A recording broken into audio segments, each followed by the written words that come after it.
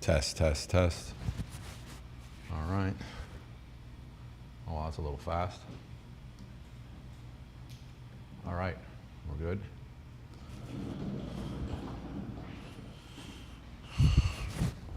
Golly, oh my God.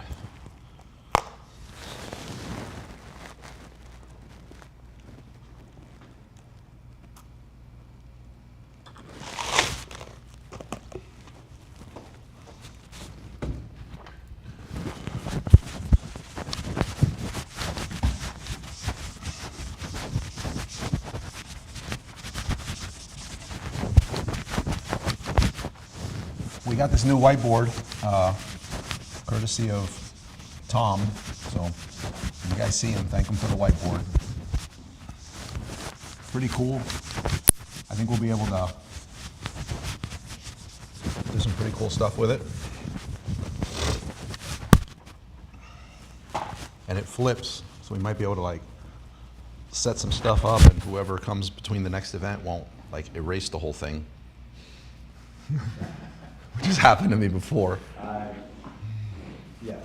And what they used it for was like nonsense. Like, They write stuff in the middle. like you'd think you'd look at a board that had that much stuff going on, you'd ask before erasing it. Yeah. Okay. Let me get my bearings. All right. Oh, here we go. I'm gonna sit a little bit, but if somebody can, or Bruce, I hate to always put it on you, but if you see anybody on the stream talking about audio issues or any comments could come here. All right. Thank you. We got a lot more people coming. Sorry for starting late. It seems like no matter how early I get here, something pops up at the last second. I try to get in a workout on Saturdays, and I always think it's going to leave me with more energy, and it does, but it leaves me, the energy starts kicking in like at 4 p.m., not right now. Like right now I'm in this dead spot. Yeah, so hopefully that kicks in and gives me some much needed energy. I'm not good with naps. I heard naps is like a superpower, like, but if a nap for me means that's it for the day. And if it's late enough in the day, I get up in the morning, or it means I get up at 11 p.m. and can't go back to sleep for the night. So you just can't fall asleep during the day. Like right now, you couldn't set your alarm for, was it 40 minutes is the optimal time? Right now, could I go to sleep? I could go to sleep right now. Right, but if you had an app, if you set your phone for 40 minutes, they say your power nap should be something like that, 40 I've tried. I don't. Right now, I think I could, but like normally during the week, just to get in a nap, so to recharge.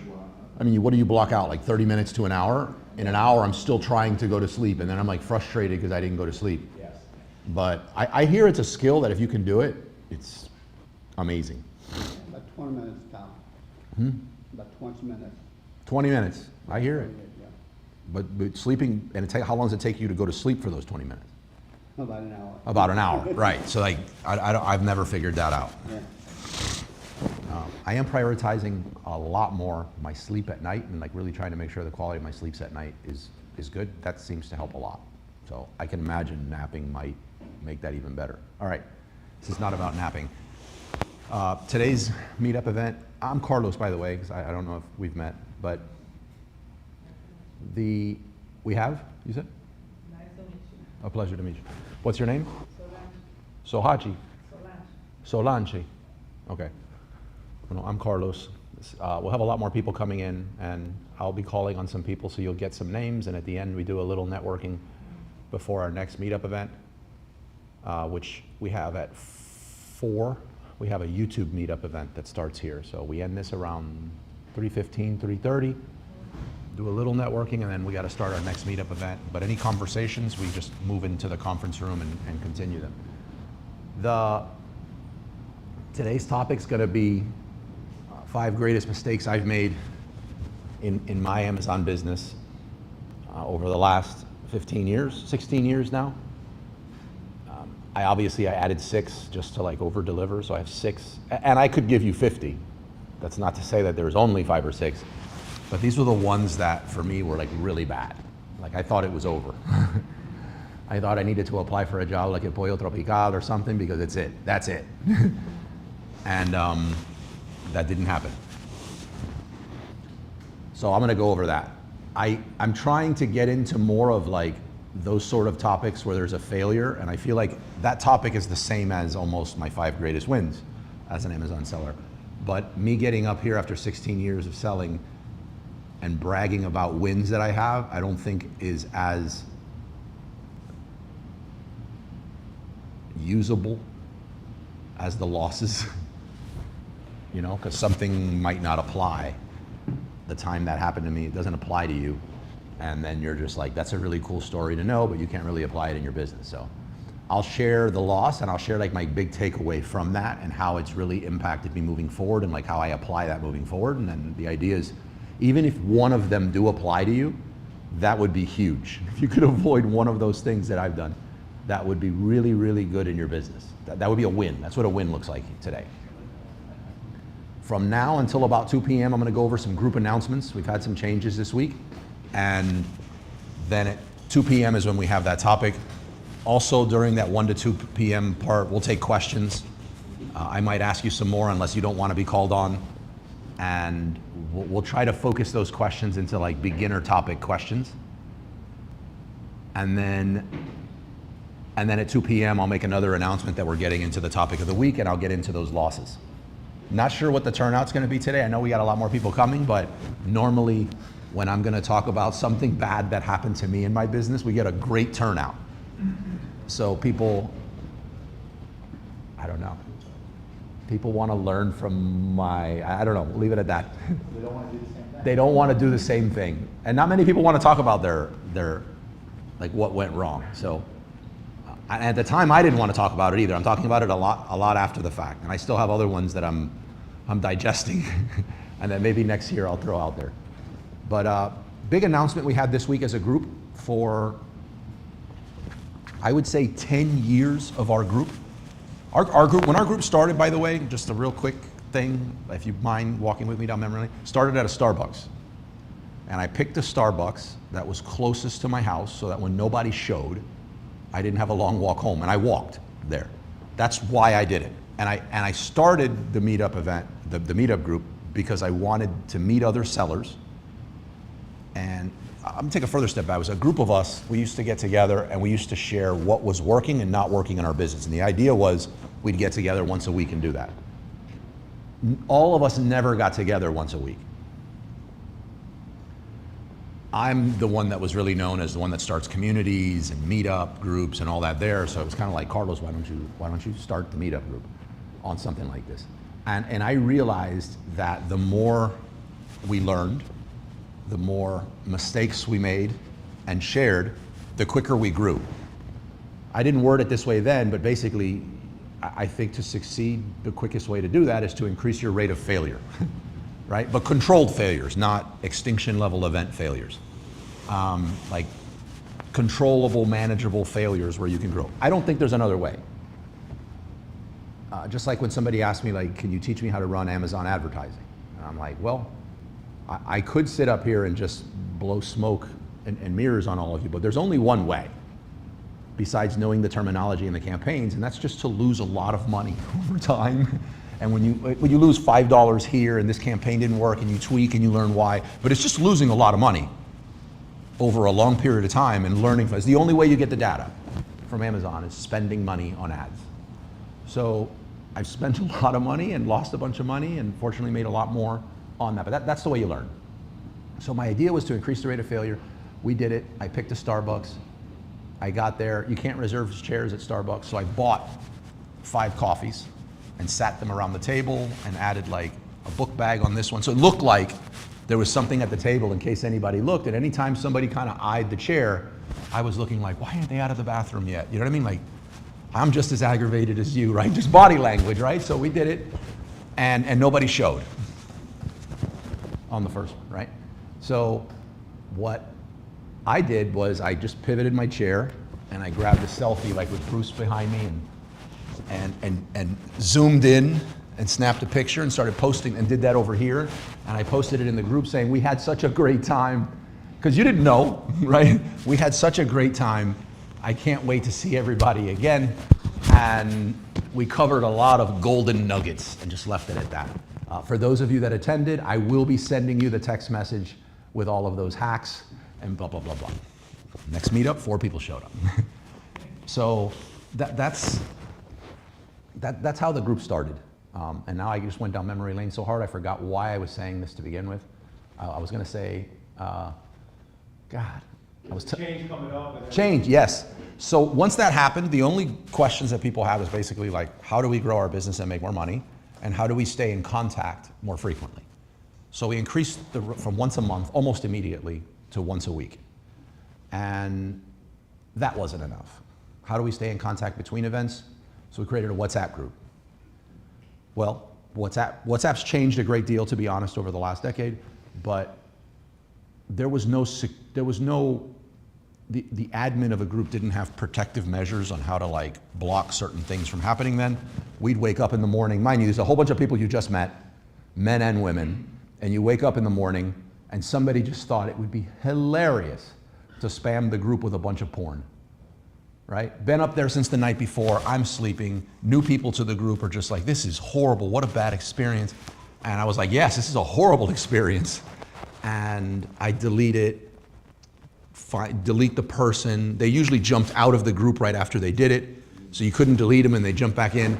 So we needed something to solve for that, because communicating between meetup events, business moves too fast to only touch base once a week. So it was between Discord and Telegram. Unanimously, nobody wanted Discord, including me, because it has a bit of a learning curve to it. In my opinion. I'll be the first, and I still think that right now. So we went to Telegram. And Telegram is pretty much a rip of WhatsApp, but with a lot of additional cool features that WhatsApp doesn't have yet. And apparently a ton of privacy. The other thing was, believe it or not, like 30% of the people just don't trust Facebook. So they were like, we don't want to use WhatsApp because we think everything's, there's no privacy. And I was like, okay, Telegram it is, no problems. Problem is, Telegram is also very limited because we don't just talk about one topic. We have different topics that we talk about as sellers, whether it's shipping, taxes, selling models, everything, that don't apply to everyone. So we need to create a bunch of different groups, but when you do a bunch of different groups on Telegram, they might as well just be different countries. Like, it's very difficult to make them work well together. AI is a huge one. There's a lot of really cool bots that we're starting to build that will help sellers and that I could give for free. I can't do that in Telegram, but I can do it in Discord. So we've been in Telegram now for a decade, and we just started the migration. I started putting the announcements in Telegram for all of you that we're moving to Discord. There will be a little bit of a learning curve on there. I'm gonna do my best to create like resources in the intro section to show you where to navigate and where the majority of the conversations are going. But if this was a retail store, I would have a sign right now that says, "Pardon our dust," as we're under renovation, right? It's gonna be a weird month in that area, but I really believe it's gonna be for the best of the group. So right now, still, first of all, obviously you're not in the Telegram group yet. It's free, but if you wanna be in the Telegram group, I can show you how to do it. I don't have yet a way to say, go here to get into Discord yet. So that's part of the thing we have to solve. But the easiest thing to do if you want to join that chat group between what's going on would be either to join our Telegram group for right now and see the links that are there, or just get my phone number before you leave and just let me know, can you send me the link to that group, and I'll send it to you, okay? For those of you that are in the advanced group, you're already in. It's an added step to get in, but I have faith that those people will find their way there. But anybody on the stream that's in the advanced group, the advanced group is where you have to be a verified seller doing over $1 million a year in sales. And we usually meet once a week to talk about non-advanced things, to be honest with you. No, just to talk about different business things that might make more sense there than in, say, the beginner hour of another class. And to do that, you just need to hit me up when you join the Discord and say, hey, Carlos, can you unlock the advanced thing for me? And I will. Keep in mind that you guys have really creative Discord names like Turbo 6. And when Turbo 6 requests access to the advanced chat group, I don't know who Turbo 6 is. I don't know your gamer tag that you're using for Discord. You're gonna need to tell me. Me or somebody on the team is gonna reach out and say, hey, Turbo 6, I don't know you. What is your real name? And then just keep an eye on the messages so that I can add you. That's the rub. But we started the move. What's this going to look for Telegram? Because we have a lot of history there. We're in the process of downloading our history, our chat history from Telegram. I'm going to run it through AI and summarize the entire history ever that we had in Telegram, and I'll share it with everyone. I'm excited to see it as well. And in 30 days, the Telegram groups will be permanently disabled, meaning no one will be able to leave a comment. The only thing you're going to see is the pinned thing. We have moved to Discord. I'll leave that for another 30 days, and then I'll officially just close them out. But between the 30 days of disabling and the next 30 days, I'll be slowly just removing people. So you're not stranded in a group that you can never get out of. So just that's an idea. That's the plan of what we're doing. One more thing, and I'm going to tie this into, if I go too far down memory lane, remind me. What I'm trying to do is talk about how we reach the structure of what we have in our group. When we first started our meetup groups, we just got here and said, all right, guys, like what's going on in business? That's what we did. And then whoever was probably the most extroverted or in the most pain in their business, they just started talking, and that was pretty much the dominant topic for the remainder of that day. Obviously, it's not a great format, because if that was a more advanced seller, someone who just got started felt like they just walked into a foreign language meetup group, like they didn't understand anything. So little by little, we got feedback. Why we meet on Saturdays, a beginner hour followed by a topic of the week. All of this was feedback from the group. I didn't come up with any of it. It looks great now. Where our sponsors sit, how they're positioned without it looking too formal, everything is feedback from you guys in the group. I'm actually not that good at coming up with that stuff. Taking it back to the Discord. I named a bunch of these chat rooms what I thought was logical. Let me take that back. My team and I did, mostly my team, on what they thought was logical, because apparently nothing I say is that logical. If you don't find it logical, or you think there should be a group that doesn't exist with, or called something else, I sincerely would like your feedback. It's going to shape the group. It's guaranteed going to be better than the stuff we put out there. But just reach out to me. Reach out to me or reach out to Racheli. Racheli's Racheli's relatively new to the company, but she's my assistant / right hand / partners, everything. So reach out to Racheli or I, and we'll make it happen. Okay? It really would mean a lot, because I don't think the naming system that I have in there is a great one. I don't think it's very intuitive. Anybody in the group who has a lot of experience in Discord, whether you've been a moderator before or something like that, I would not mind hiring you for some consulting stuff, or if you just want to pay it forward and you feel like you got a lot of value from the group and you want to pay some of it back, I'd love to get some advice on like the limitations or cool things that we can do with the Discord that we couldn't do in Telegram. So just if you're one of those people, or you know somebody that can do that, just reach out to me on WhatsApp or Discord, and we'll take the conversation from there. In the next week, we'll have the announcement for the next online seller cruise, because this one was put off. So I know some of you need to move your cabins to another ship, which we have to announce what that next ship is. I'd say let's say in the next week or two. I think it'll be in the next week. We'll be able to make that announcement. What else? The podcast.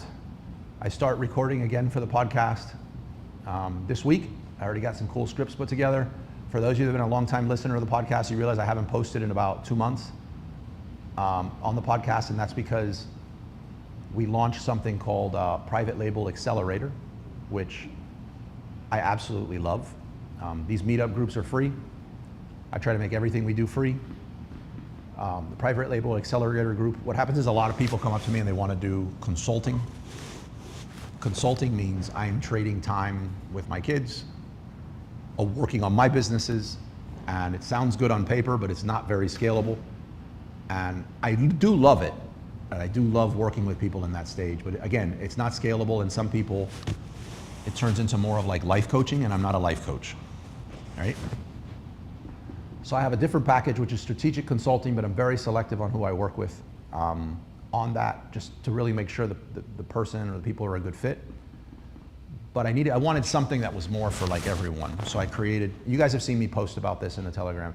I created something which is a cohort style, which is going to have a self-paced course to it with a twice weekly call with me and my group. And we're going from 0 to having a profitable product, whether you take our learnings and you pick it, or I pick it for you. Building an email list, getting an app, getting everything done, like everything you need to like really blow the doors off of things. I'm loving that, and it's growing fast. The feedback from it's awesome. I didn't stage this, so I hope it's not negative feedback, but I don't know if Rick was in it. I don't know if he has some good feedback on it. I'll pay you. Say something nice. You learn, I would say this, you learn a ton, and then when you go into the different programs that help you, there's also a learning curve there for me, and you Yeah. know, so you want to be able to feel more comfortable each time you go in there. Am I doing this right? Right. Like you guys said about the 50-50, because that happens sometimes. Yeah. You know, how do you know that until if you don't mess up, you can try very hard. Yeah. So why am I losing my thread today? So I was saying that for a reason. You're gonna get me back on track again? Do you remember where I was going? Structure. Structure. Yes, for the meetup group. My podcast, I've been podcasting for 5 or 6 years. And it started as just a passion. It still is a passion product. I would tell everyone who wants to make money, don't podcast. It's not a great way to make money. It's good for a lot of other things, but not to make money. And when I started, I just did things on the podcast because other people were doing those things. And then you build a system around those things and you just keep doing them. So you invite the same guests that everybody else invites that are like these professional career guests on podcasts. And it started feeling very stale to me. Like my main reason for doing the podcast is being curious. Being curious has really helped me in my business with product selection and everything. And I wasn't feeling curious about it anymore. I felt like it was kind of expected of me to say some advanced, never before heard of topic that no one's heard of. And I think that's or like the new fidget spinner of Amazon selling and stuff. And it just didn't feel right for me. So I needed to take a step back and think about what I wanted to do. And when I did this cohort, I'm realizing I'm super curious again. Like I'm in the thick of it. I'm looking at like new product ideas. I'm working with people that are like launching stuff, and like that's where I really like to be. Like I like that mindset. So I wanted to bring it to podcasting. So I decided to retool everything. And at the end of the day, I won't say a name, but think of the most popular person you know in the Amazon seller space. I'd much rather have one of you as a guest on the podcast than that person, all day long, and just talk about, it'll be a natural conversation, you know what I mean? We'll have backstory, we'll have met. So I also like doing solo podcasts. So I think I am going to restructure the podcast in the sense of I'm gonna be reaching out to you guys, asking you guys to be guests on the podcast. And I think that's gonna be better for the community. I think we're gonna have more natural conversations. Somebody messaged me. Is it Tom? Tom. Yeah. Is he listening? He is. It's started. Yeah. Yeah. Has it started yet? No, tell him we're waiting on him. Tell him we're waiting on him. Tell him it has not started, that we're waiting on him to get here.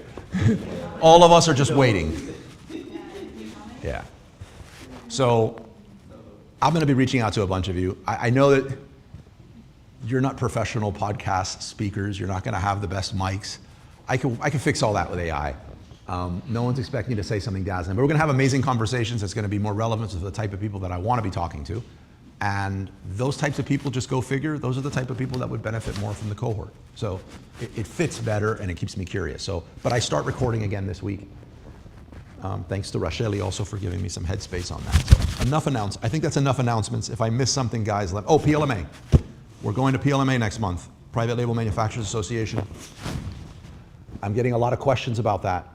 First of all, it's my main show of the year. If I was to pick one to go to, you're going to find all the products you want as a private label seller, or I would say or a wholesaler, a reseller. Cannot emphasize enough going. It is in Chicago. It's not my event, so I can't get you in for free. It's about $400, $450 to get in. But having said that, it is absolutely the best. I will say, whatever you pay in tickets, you're also going to save in food, because every 5 steps, those it's a primarily food-based show. They're feeding you the entire time. Like every booth offsets your steps in calories on what you're doing. Like, you're going to have very sore feet. After that, we're going to try to meet up at like one of those cheese pull places that Chicago's kind of famous for. Or if we're especially tired, I prefer just to meet in the lobby of the hotel, and we'll eat some stuff down there and hear Tom complain about the chicken wings not being up to par. But so it's going to be fun. We're going to debrief. If you're going to go, there's some hotels right across the street. I think one of them's the Aloft. But Tom's going to get here. I think he remembers the names of the hotels. Get those. It's literally right across the street. Or just I've been going for years. I used to stay at the Motel 6 every time that I went. It was like 10 minutes away, and I never had any bad experience. And so, like, if the Aloft seems a little too rich for your blood, I think it's like 200 and something a night. It is going to offset some of the Ubers and stuff like that. Don't let that get in the way. Jump over to the Motel 6. Just go. It's going to be good for your business. I wasn't inconvenienced at all. It was great. So, Chris is laughing. Is that where you went? You booked it? Yeah, and everything was like mainly sold out. I tried to get the closest one until it stopped. Come to the You went to the Motel 6. It's right there. It's right. The pictures didn't look pretty though. Well, I will tell you what, it's better in person. The only complaint, I would say, the hallways smell like bad bleach. Yeah. Like, But I would get into my hotel room like at 11:30 at night, and I'd be out of there before the sun came up. And that was my justification then. Now I'm a little older and a little softer, I think. But I think it's more, if everything was sold out, I'd go. Just nothing wrong with it.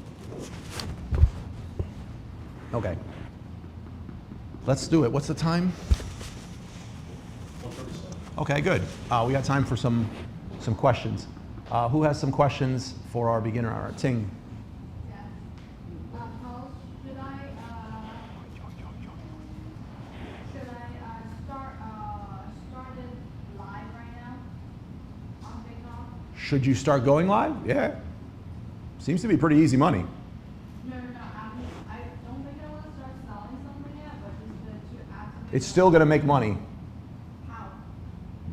because people, if you're doing something even semi-engaging, people are throwing roses at you and Oh, yeah. yeah. And if you just tried to do something super engaging, which is probably why you're going live, Yeah. it's more likely going to bring something. Okay. If you're getting on there and you're not even getting a 2-cent rose thrown, then it's a good indicator that something's up with your content or what you're doing when you go live. But every single time somebody here's gone live, they're making money. No pressure.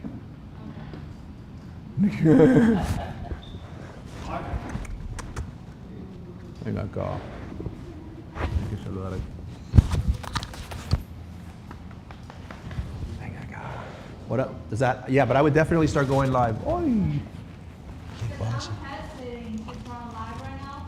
The first 3 lives on YouTube SoundCloud are very restricted.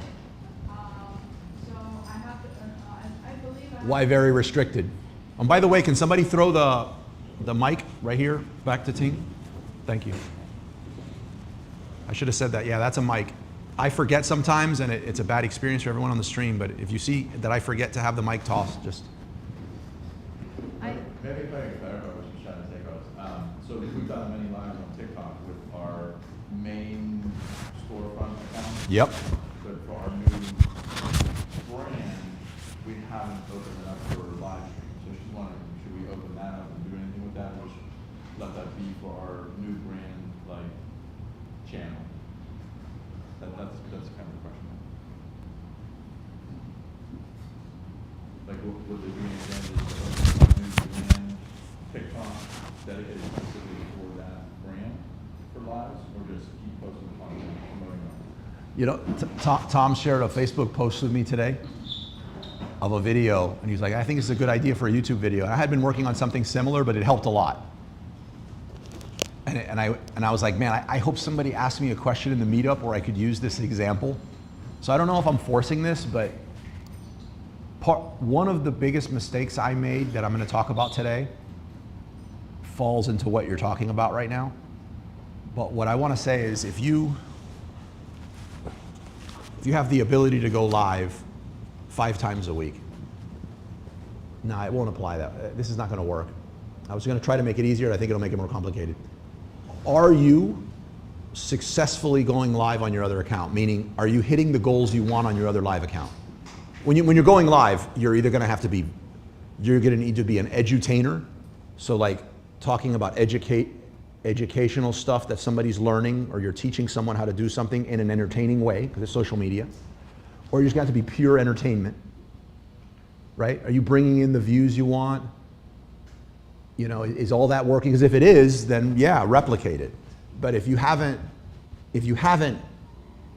hit the metrics you want, whatever they are for you, with views and engagement and purchases and everything on one, then you're kind of just replicating the same thing. So it's like, unless you're telling me, I want to create this other account and I just want to do like wild experimental stuff, and I want to test it there because I'm concerned if I do it on my other account, it could hurt my brand.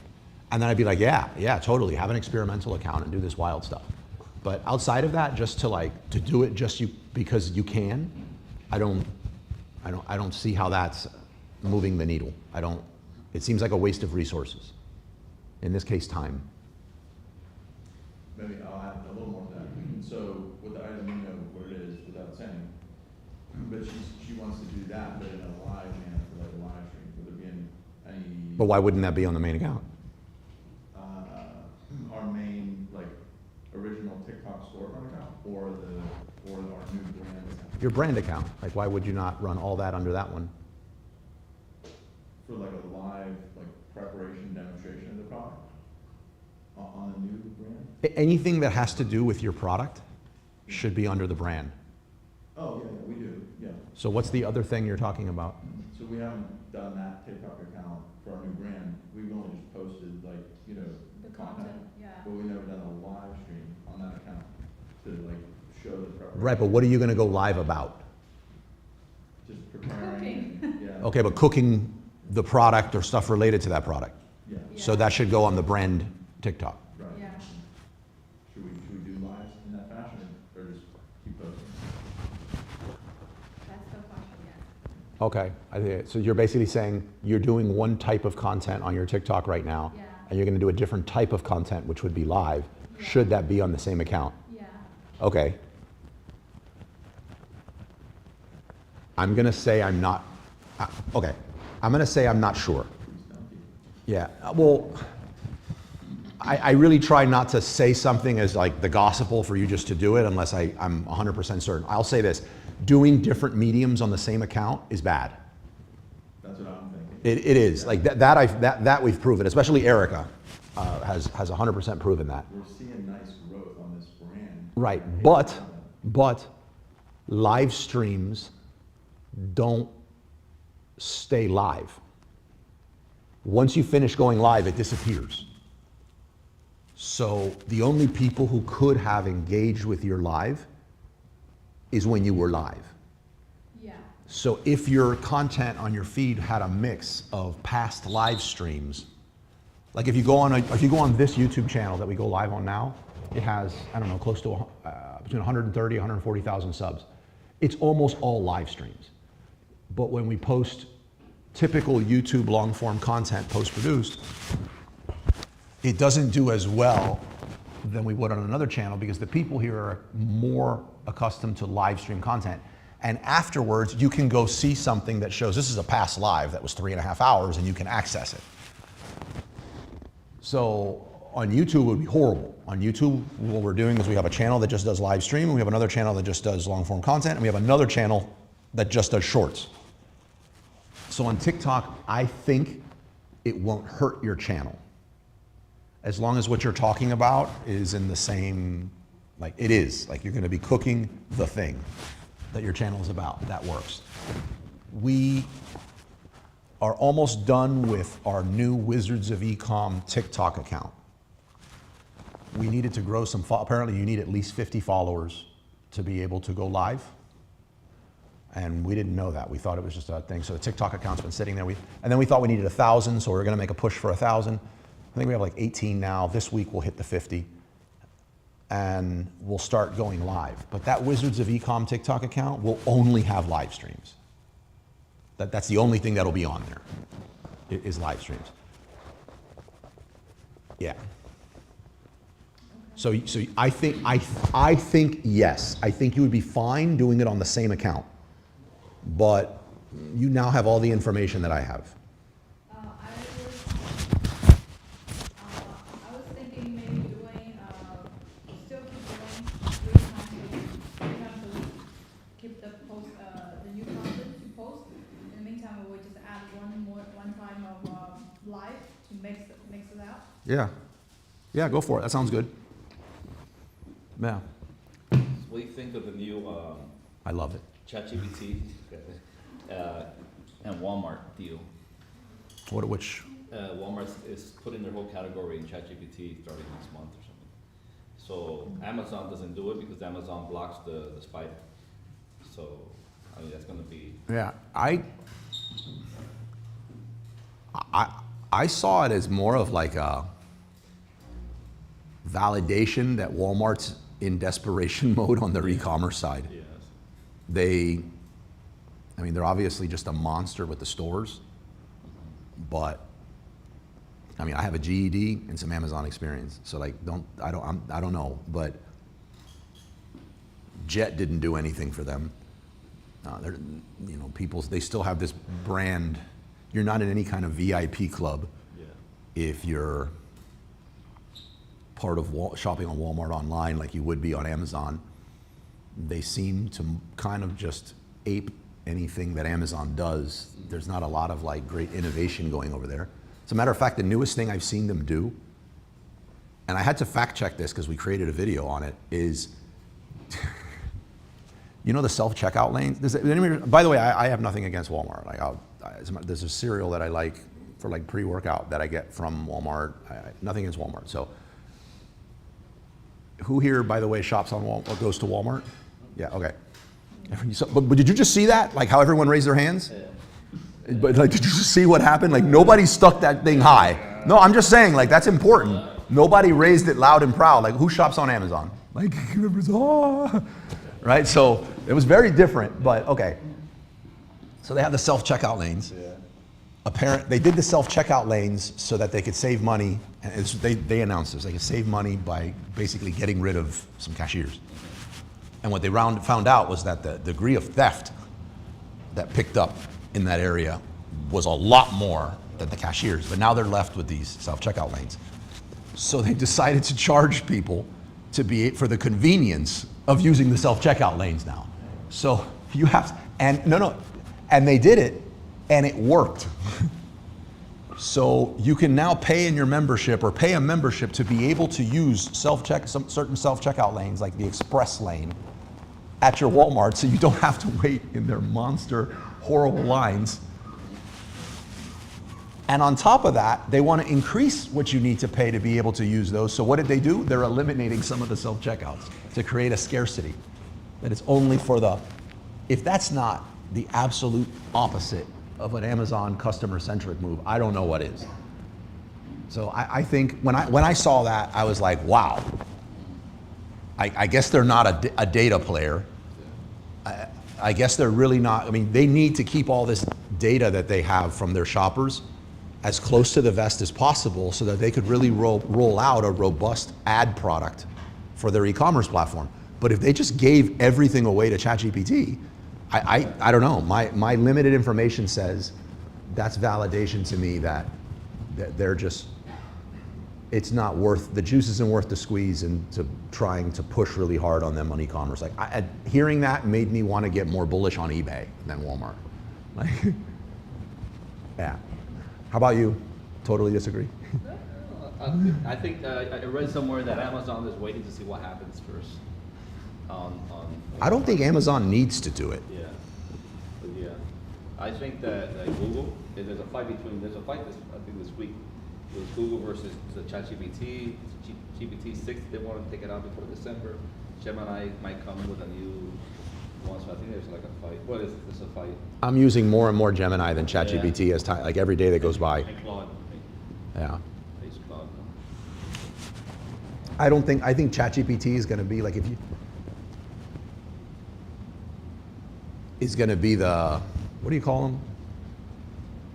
Like Pampers is the name of a brand. Yeah. But when you see diapers anywhere, you're just like, grab me a box of Pampers. Like it's become the name. So I think the type of AI like that we use online, everyone's gonna say just ChatGPT it, but it's not actually gonna be ChatGPT to people. I don't think ChatGPT wins.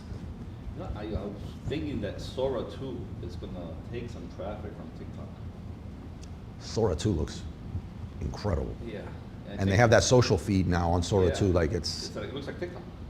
yeah. So that's what I'm just wondering what you think. I think Google's thrashing everyone right now Yeah. on AI. Like they look like they were going to go out of business at one point because of how badly they bungled AI, and now it looks like I don't think anyone's going to catch them. Yeah. The Sora might hurt TikTok. Might hurt TikTok, but look, anything that hurts, anybody that becomes a close second place to Amazon is a win for us. Like, I wish Walmart, TikTok, I wish all of them were like neck and neck on sales, and we had 5 different options that were equally as good to sell our stuff. Like, the reality, it's not. Like, even as much as we talk about selling products on TikTok, so what is it, like 5%? Like, it's not even a close second. Shopify too, but when you're, like, we have a Shopify meetup, right? Twice a month, we have a Shopify meetup. What do you imagine we talk about in a Shopify meetup? I mean, it's catching on, we're barely getting anybody, but we get a lot of messages from people that have topics that they suggest. But like, what do you imagine that we talk about in a Shopify meetup? Like customer acquisition and marketing. Traffic and conversion, that's it, ads. So when you say Shopify, you're talking about ads. Amazon is the easiest ad platform there is out there to do, right? And everyone wants to hire that out and have nothing to do with it. When you tell someone to go to Shopify, you're basically saying, get really good, really fast at Meta and Google Ads and like live and breathe it. Otherwise, there's no traffic unless you're driving it from social. But you're not, like, you can't really, you're not in control of a lot of things in Amazon, like, the listing, your customers, your brand, you're not really driving it to your brand, you're driving it to Amazon, so it's more like for Amazon, those customers are going for Amazon. Chris, can you throw the mic? So yeah, like they're going for Amazon, they're not going for you. I know like most people trust Amazon because it's just a trustworthy website. People tried it many times. Shopify, not many people go there, but you're building your brand on Shopify. It's like you're building a new Home Depot or a new whatever, you know. So it's like you control the customers, control the listing, the email listing. You can drive customers to any other places. You can play with it the way you want, right? With what? As far as Shopify? Huh? With Shopify? Well, first of all, I want to say I think we're agreeing on the same thing. So like, I trust Amazon as a buyer. I don't trust them as a seller, right? I think we're saying the same thing, and not to mince words, but you're not driving anyone from Shopify, right? You're driving people from Meta to Shopify, right? Shopify is just to convert. So you're not driving anyone from Shopify.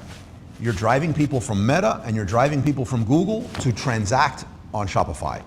Once they're there, you now have them on an email list. When you have an email list of them, you can drive them in different directions. But you can only drive them in one direction from social. It's not until they get to your email that there's the power of being able to like send them wherever you want. But you don't drive anyone from Shopify. Have you have you watched or read books and broadcasts from Alex Hormozy? From Alex Hormozy. I read his stuff.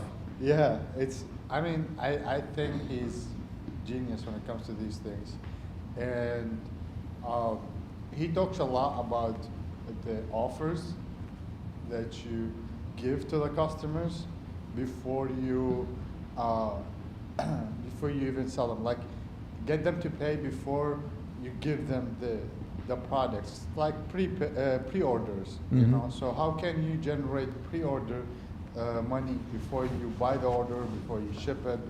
It's like, wouldn't that be so much easier for us than wait 3 months until they ship it from China, bring it here, production? No, it would. I mean, part of my model was that. So what happened was I was launching PL products, and I'd have to wait until I sold out to have enough money to order again, and then I'd be out of stock for a while, and then I'd have to wait. And it got to a point that I was just like, why don't I just find resellers and say, hey, I just got 2,000 units in. I'll let you resell my product. If you buy it from me, I tack on, I don't know, $5, but I get all that money up front, plus $5 per unit, and I force them to buy 1,000 units at a time. So it was better on cash flow, and I could reorder quicker. And then I did it for so long, I was like, man, I'm just gonna keep my cash flow going like this. And eventually you're like, you know what? If you buy 2,000 units from me in advance, I'll only add $3 on it. So then we're getting into there. A buddy of mine has a brand called Nerdy Nuts. And he's got a Shopify site. And what he does with Nerdy Nuts is, his whole premise is he makes peanut butter so good that you'd eat it with a spoon. You eat it with a spoon. That's his concept. And they have flavor drops. Right. So on the flavor drops, like, say, I'm imagining pumpkin spice is about to happen, right? So he's got pumpkin spices coming. He's trained everyone to know, like, we have a limited amount of this stuff coming out. You can't just go to Amazon and get it. There's no FBA. You got to buy it from them. And when I announce this to you guys, if you're not on our list, our email list that he can distribute anywhere, if you're not on our list, you're not going to be one of the ones to hear this first. We have X amount that's coming out, and they usually sell out within a couple hours. So when it drops, or they're about to drop, he lets them know, they pay, he finishes production, and they get it. So like, you can do that, but you can't do that with Amazon. Usually you can't do that with Amazon FBA unless you're doing one of those. Shopify gives you some flexibility to get into some of those cool models. There's an idea that I've been thinking about. So it's like, for example, you put pre-orders on Amazon. There is the option. I've done it. You know, I tried it. I haven't completed it yet. I'm working on it still. But the way that I'm thinking about it is that not really get the profit, like not care about the profit, but donate the profit into a charity, and announce that as if you're donating in that. I heard that from Alex Hormozy. I thought it was just like thought, and it came to my mind. It was great. It's like you use a cause, you donate to that cause. You put the product, and you mention that every profit that is going to come to this product is going to go to that charity. So people purchase it, and they will get the product, but also it's more like they're donating to their cause, not because they want to purchase the product. That will enable you to have enough funds. And at the same time, you can also fund whatever cause you want, charity or whatever. I remember the last time you came, you had like 20 amazing ideas, like the types of ideas that I like to think about a lot. And then today, I think in the span of like, that was like a completely different thing. You had 3 other great ideas. And it reminded me, I had a coach once, and I love that kind of stuff. Like, I love the ideas that you're talking about. And I don't know what you've done between last time you were here and now. Maybe you've crushed it in every regard. I don't know. too much. So, and I have to catch myself here on the Saturdays from doing this too much, the coach told me that. Because I was just, I get all these ideas and I give them to my team and we're gonna do this and we're gonna add on to this, and this one thing we were doing now has like 10 optimization ideas added onto it to make it even better. And the coach told me that I had enough ideas every day to put my business out of business every day. And that it was important to rein in those ideas and instead drip them out when the business was ready to deal with the next one. But by attempting to do all of them at once, or attempting to insert them into an existing business that you have, just because of the sheer amount that you have, that you are your business's greatest threat. Because there's just too many. So I don't know if that applies, but just because you had such good ideas, I thought it'd be worth mentioning. Completely agree. So, this is a great segue. I had an idea, the premium water brand, I mentioned it. Funny enough, when I said I had an idea, you said, uh-oh, that was your first reaction. I did the right process. I experimented with an ad, with just like a picture. It got good engagement on Facebook. Made a video, even greater engagement, proving the concept, being around 80s and 90s nostalgia, but nobody bought. All right, it was good traffic that got driven to the website, Shopify site, and nobody bought. I was thinking maybe it's because there's no social proof. I put some social proof, the pop-ups, exact same metrics. Now, I know with enough time, resource, time, capital, you could probably figure out a market and product. But I have a feeling that it's one of those mistakes, I think they mentioned last week. How do you view this type of situation? Idea versus a product, an actual product that's already been proven, like there's already a market ready to go for. So you ran, Because myself is saying like, let's figure it out, because I like it, right? The idea, hey, let me figure this out. yeah. But that takes, it can take so much time versus another approach. Is it more time and? Well, nobody said it was supposed to be fast. Yeah. You know, like, I mean, how much time are we talking about? Like, how much time has happened that you've been trying to validate this idea in this way? Like, and by this I mean, after you thought about the premium water. Right. I remember when I first heard about it, you had created a landing page for it and all this other Right. stuff. We wanted to see if we can get actual sales. Right. And it was like, I would run a couple dollars in traffic at this to see if I can get it. Right. You've done some optimizations on the page and you haven't got any sales yet Right. from it. How long has that process been going on? It hasn't been long. Right.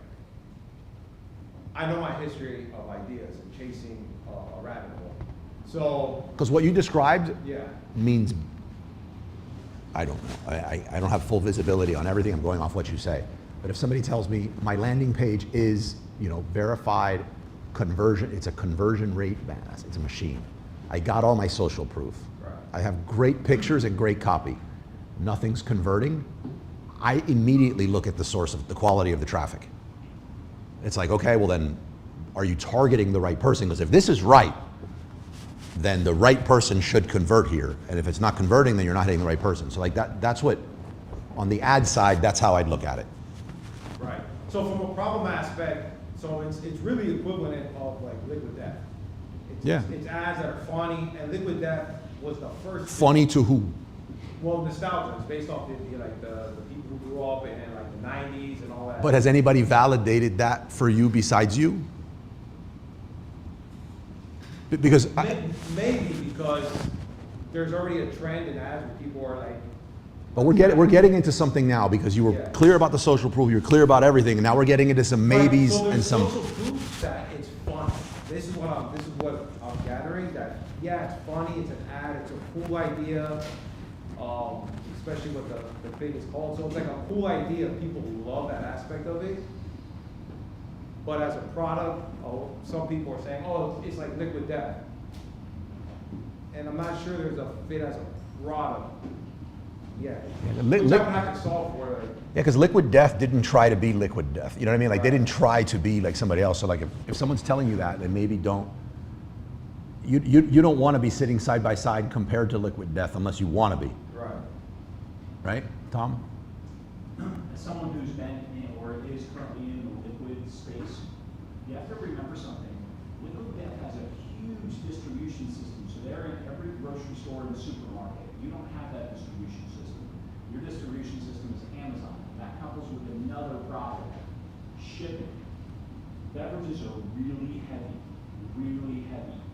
You gotta ship it in and you gotta ship it out. So my question to you would be, if you did this test, did you test with the right pricing? Because when you're comparing Liquid Death, it's in every gas station, it's in every grocery store in Publix. You don't have that distribution, and then on top of that, they've got a massive amount of social media. I'm not trying to poo-poo your idea, I would caution you going into beverages because of the weight, and you're gonna need to figure that out. Because if you did have a website, how do you fulfill your beverage? Does that come directly from your manufacturer, is that D2C, or is it coming to your warehouse and then you're, once again, here comes that front order shipping it again.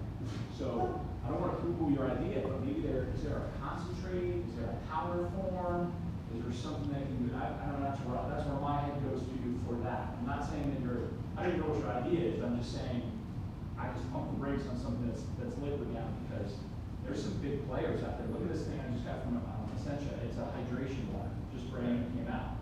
So, I mean, and I'm sure that they have a couple more advertising dollars than I do to kind of push this, right? Yeah. We're beating them. What? We're beating them. We're beating them, thanks to, kudos to the big shark here. But, I'm only on Amazon, right?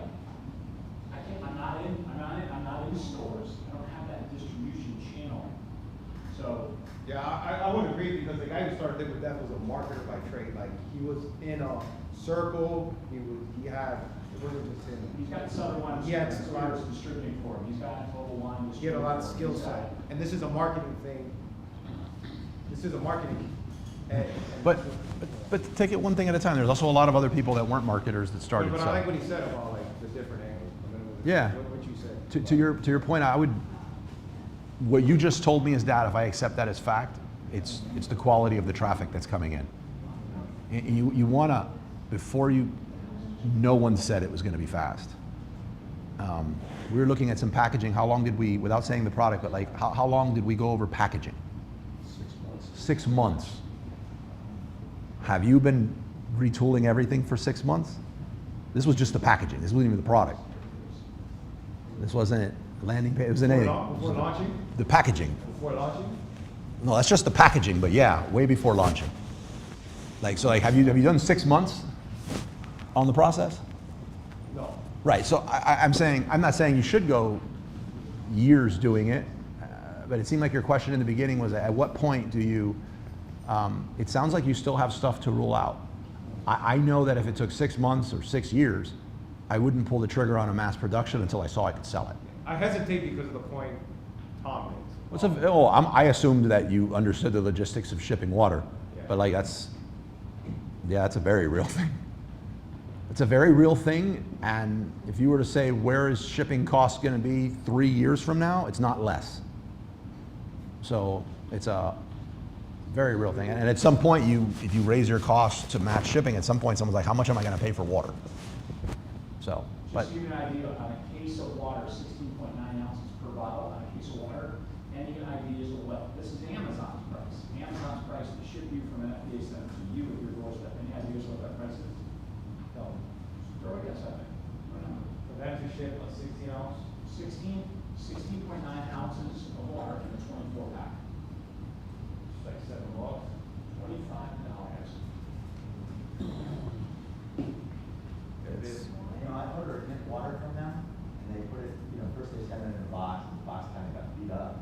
Now it comes in that plastic thing, like a mail thing, and if I ordered on Amazon, it's $13. And, The hack there is order it off Whole Foods, and they'll ship all your stuff to Whole Foods and put it on your door for nothing. What I like is if you don't like something, just eat Whole Foods and give it back. That's not including my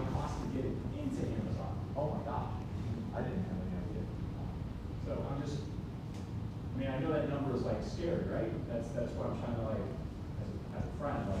I appreciate it, talking myself off of it. Well, it looks like we're never going to hear about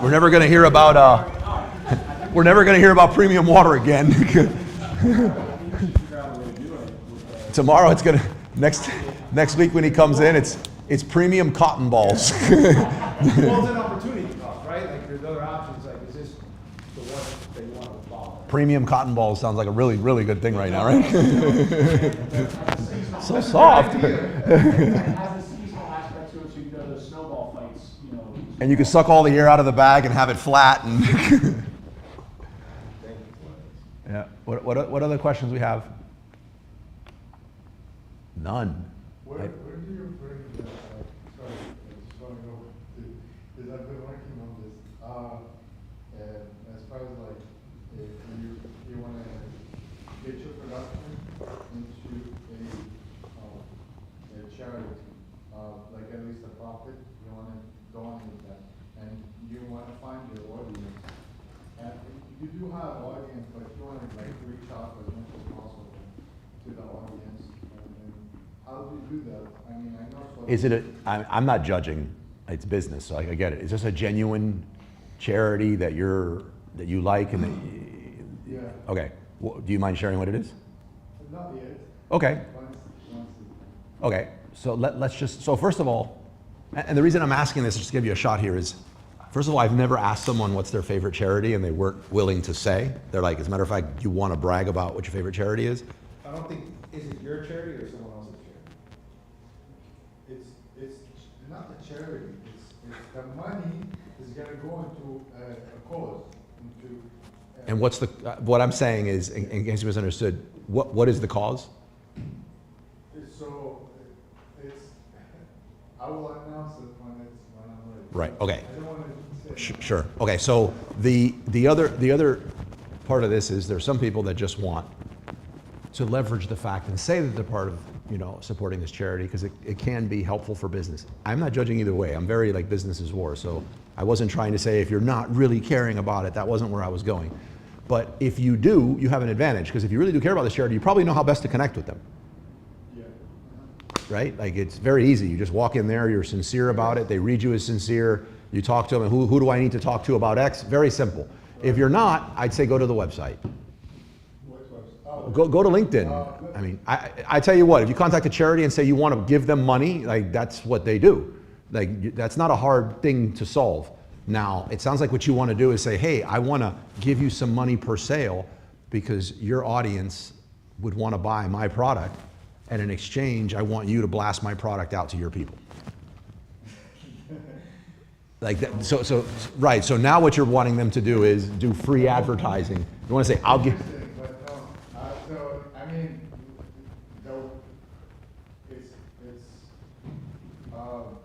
you're putting something into the society. So either you mean it or you don't mean it. You're actually benefiting whoever is the other person. I mean,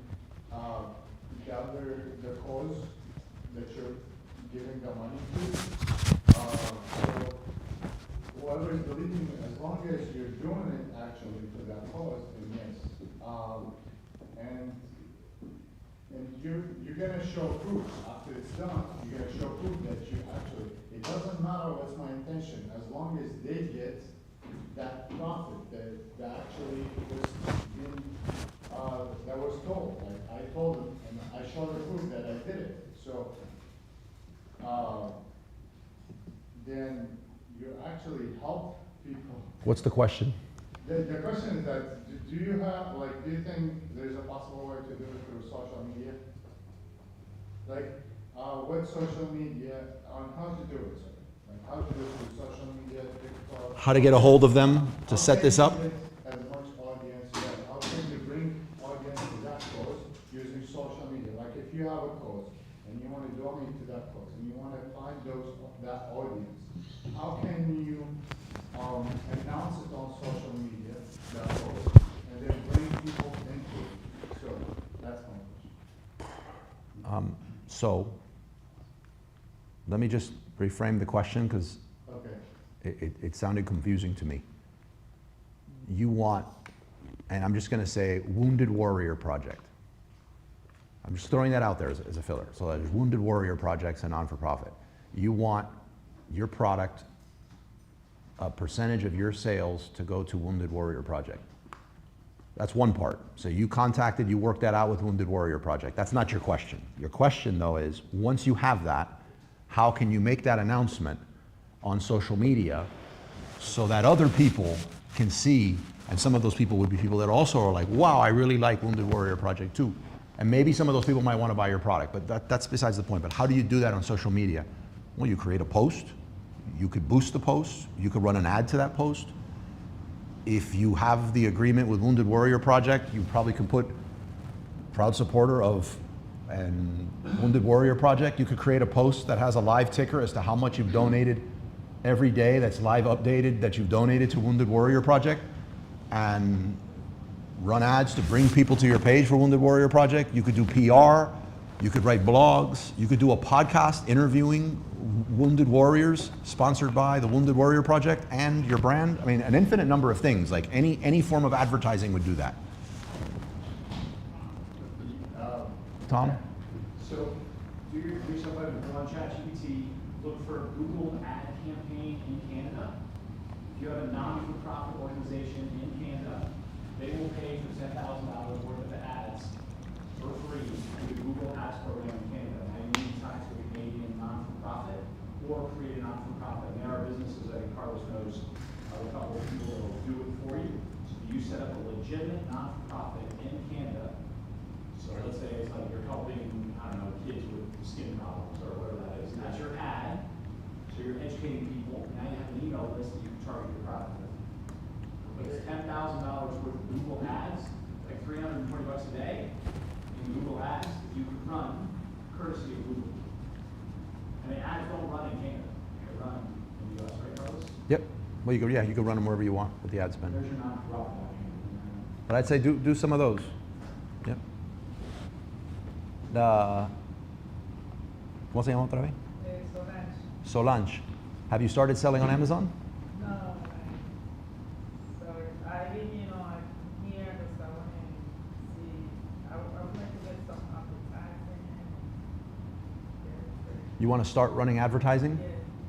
No, I want to see, I'm here because I want to get some advice. Sure. How to make the business. Yeah. Happy to help, and there's a lot of people here that sell as well that can help you out. ¿Quieres revender productos de otras marcas o quieres crear su propia marca? Do you want to start your own brand or? The new, like the new, not new brand, the market over. Okay, so reselling. Let me see.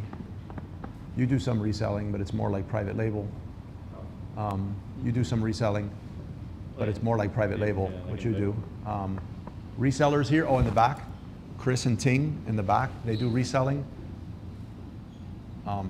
If you have any questions about it, I can help you out. Afterwards, you can get my number and ask any questions you want, or at 3:30 maybe speak to Chris and Ting back there about questions specific to reselling. But a bunch of us here would be more than happy to answer. Absolutely. How did you hear about the group? On Meetup. Yes, go Meetup. Bueno, welcome. Help yourself to, is that Moises? Hey, welcome, bienvenido. Help yourself to pastelitos, café, agua, whatever you want. Yeah? What time we got? 2:20. Oh, okay. All right, we're going to transition into our topic of the week. Didn't I just ask before? It was like, did that much time go by? Okay. Oh, yeah, well, okay. It's the coffee. I need a coffee. Yeah, so let me pull it up. Anytime I do a list like this, I like to write it down so I don't blank on everybody. All right, so I think it's 5 greatest mistakes do I have here, or like, okay, again, huh? 5 most costly mistakes I've made as an Amazon seller. Obviously, some of these, well, there's 1 or 2 here that happen in the very beginning. And while the dollar amount may not seem worthy. It was everything to me at the time, so it was like the most costly thing in the world for me then. So I wanted to put it. All of these created what at the time seemed like extinction level events for me in the business. And it meant I was gonna need to go, I just use this as a placeholder, I was gonna go to need to mop floors in Starbucks, like that was it. Like that was it, the show was gonna end, that was it, there was no backup. You know, I was all in, and something that I probably don't talk about as much, because usually we're just talking about like big gross, total gross numbers that I do. But when I started the Meetup Group, I was an 8-figure seller. But the vast majority of Saturdays that I started the Meetup Group, I had no idea I was gonna make payroll that week. You know what I mean? So it was very stressful time. It wasn't like there was this hoard of cash in the bank account that I could just like shop and buy whatever I want, right? It wasn't until like many exits later. And then when you exit and you're left with an amount of money that's not an amount of money to retire on for the rest of your life, you need to reinvest it into something that was just as risky or riskier than the thing you were in before and pay off a lot of debt and keep going. So my first big break as an Amazon, and I made 6 of them trying to over deliver for you guys instead of 5. And there could be 50, again. I'm gonna emphasize that the whole time. Like there could be 500 very costly mistakes that I could remember. But the first one was right before, you guys have heard me tell the story sometimes about how I sent a large amount of money to China to get these adult novelty toys that I was making a killing on, and the guy stole all my money. So very, very beginning, I had I don't know how that didn't make this list, by the way, now that I'm saying it. I kind of started afterwards because I tell that story so much, and maybe I just thought it wasn't worth mentioning again, but that was bad. I was working at Publix, and I was delivering, as a matter of fact, I was the head dairy clerk at the Publix by Dateland. One of the first sales I got from Amazon FBA was me smoking a cigarette on my break in the parking lot at Publix. And it was I'll never forget, it was way in the back because they didn't let us smoke at the store in a Publix uniform. And they got that, I was used to the cha-ching from eBay, and Amazon had a totally different one, and I'd never seen the template before, but our stuff's selling. But around that time, I also discovered these adult novelty products, and it's this, we're all adults. It's a silicone ring with a motor on it and a little nub, and a guy puts it on and apparently he turns into God. I wouldn't know, but like, you got these things for like 16 cents and you sold them for like 20-something on eBay. And I was like, this is it. Like, I'm gonna be my contact in China was a guy named Elvis from Pleasure Chest, right? It still exists. It still exists, the guy's great. So, my friends and family pulled together $81,000 to give to me to start my business, because I'm flipping things on eBay, I'm doing garage sales, I'm doing all this, and it's very easy to replace my dairy clerk or dairy clerk at Publix, delivering subs and selling cigars, so I find myself full-time, right? Friends and family want to support this. They're like, oh my God, Carlos is going to finally do something right. $81,000. To be fair, it had to be seen as a very high-risk investment, right? But there was the thing that they wanted it back. It wasn't a gift. But think about it. If you were investing me with my track record at that point, like you knew you might not get this back. So I go, what would you do? You go to your most profitable product, and I wanted to flip this as fast as possible. I'd never had any problems with this product to date. It seemed like the safest play. So I go to order $81,000 from Elvis of these rings. It would have taken about 30 containers, which I had no concept of a container at the time.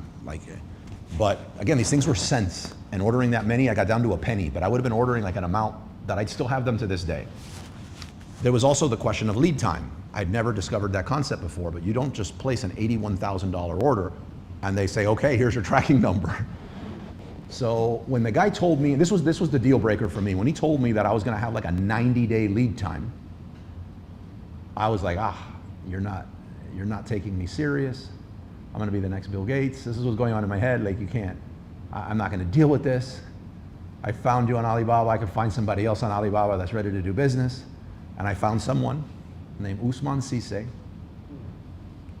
He had a factory in Hong Kong. You won't forget his name. I'll never forget this guy's name. And he showed, when I told him my experience with this horrible business person named Elvis, who mistreated rich me, he told me he would never do that. And showed me a picture of pallets, fully cellophaned, ready to ship. And I never thought, I mean, anything could have been in those pallets, right? I didn't say cut one open. I didn't say let me see one. I didn't say let me get a sample. I didn't know any of this. I just thought someone's finally taking me serious. And I sent him the money. There was no need to send 30%. There was no need to send 40. Full money? He had all of it. Wait, 81,000 cents. Well, it was like 79,900. You know what I mean? It was. I had nothing. I wasn't at all. I was it was just, I was oblivious to it. I'd never had a bad transaction on Alibaba. I had only ordered minor stuff. I had no reason to think that. We do now, but we're talking about Alibaba Yeah. 16 years ago. Like, it doesn't even look like what it looks like now. Most people didn't know what it was. So there's no protection in place. It wasn't nothing. Even if there was, I wouldn't have known to look. I wouldn't have thought to look. But no, there wasn't a buyer protection plan. There wasn't any of that. I sent him the money. A day or two goes by, nothing. A few more days go by, nothing. I was so ignorant that at that stage, I was not worried that I got ripped off. I was worried that something must have happened to his mom. And that poor guy, he must be going through hell. And then nothing, and then nothing. And then I finally was like, I couldn't reach him. And then I was like, I started Googling like how to reach somebody if such and such happens. And then I start seeing the articles about people ripping off. This guy was so notorious back then that other people this guy existed in forums, like Usman Sise. And then one of the forum people responding on the forum basically said something to the equivalent of, are you an idiot? There are no factories in Hong Kong. They're all in mainland China. Right? And I was like, so a Google search could have easily, it didn't exist. The guy didn't exist. There's no factory didn't exist. I lost all of it. No, you did not. So I did not want my family and friends to know that this had happened, because they were starting to call me things like entrepreneur, you know, talk to Carlos about how to start your, my cousin, everybody wanted to know how to grow their business, and they were coming to me. That was a totally different shift from how they normally came to me. And it was more like, you want to make a couple bucks unloading this thing? It was big different. I liked it a lot. And I was like, well, I'm not going to tell them. So I'm mentally, emotionally collapsed. Did you quit the public? I quit everything. I was doing this full time. I quit everything. And at the time, I was like, I'm not going to tell them. I'm going to get some seed capital together, and I'm going to just start flipping things again as quickly as I can. I'm going to eat peanut butter and jelly sandwiches. I'm not going to eat, but I'm going to pay everybody back. And I go to sell my watch. It was a Movado. It was the most expensive thing I owned. I thought I could buy a house with it. Apparently, the pawn shop says I can get like 250 bucks. They weren't real diamonds. So like it was gifted to me too. It's probably a re-gift, but it was this Movado watch. I got nothing for it. I sold it. And then I went to go sell my two snakes. I had a Burmese python and a Colombian red-tailed boa. I go into a store, and the person in front of me is paying like 50 bucks for like 25 live worms. And I was like, to feed his reptile. And I was like, man, I'm a hard worker. I'll dig all day to go find these worms. And I was like, I'm just gonna go dig up live worms, put them in containers and sell them. That's what I'm gonna do all day. And I go, I'm like teary-eyed. I have pillowcases of snakes. I go into the library, a public library in that same parking lot. I could have just looked on my phone, which was pointed out to me one day when I was sharing this story. They go, why'd you go to the library? Why don't you just look on your phone? And I was just stunned. And I find an article by a zoologist saying that, you know, zoos could save a lot of money breeding their own insects and feeding them to the reptiles instead of paying to have other people ship them to them. So, I mean, insects, they just breed and eat. I can handle this. So I decide to start researching how to make insects breed. And I'm finding some stuff out there, and apparently it has to do with temperature and habitat and lighting and all this other stuff. But I have a problem, I don't have bins. I need to make these habitats, because apparently when they do have their eggs, they're microscopic. When they're born, they're microscopic, and it's a cannibalistic species. So if you just leave them in the same thing, you'll never see babies because they are eaten. So I had to create something, and I get this mesh from a screen on one of my back doors. I cut out a screen, and I said, if I put a screen here, they said the babies burrow down when they hatch. The babies would be small enough to fall through the mesh into another enclosure, and they'd never be eaten. But still, no idea to know if they, and I put a carrot in the bottom. And one day I woke up and I started seeing holes all over the carrot. And I'm like, they're making it to the bottom. But I didn't know how to get the bins, because the bins were $20-something a bin. Bins are not cheap. So I was like, garage sale days. I remember going out there and everybody just put their junk in these bins, and I'm going through the junk. I said, what if I just go there and say, can I have the bin that the junk's in? And they did. They'd give me the bin for nothing. They'd be, if you just take it. So I got all these bins, glue, staples through plastic, and I'm wiring stuff together. I make these bins. And ex-girlfriend, that was it. 16 years ago, barely got a GED, had these other jobs, just got ripped off. She didn't want anything to do with that. Insect guy, that was way too much. Back then, selling online was seen as a very juvenile thing. It wasn't 16 years ago, it wasn't a solid, like, no woman looked at their guy doing this online thing and was like, that's what financial stability looks like. You know, that's who I'm raising a family with, none of that. And I didn't even know either, so it wasn't like I could convince her, because I didn't know. And whatever, I do it. She leaves. About 8 months later, I'm buying you during this time, I'm shipping out live insects, like 1,000 to a box. At this point, I have a few million Jamaican crickets. I got some Dubai roaches. I have millions and millions of super worms, feeder worms. Code enforcement knocks on my door. Well, 3 million crickets in a residential neighborhood.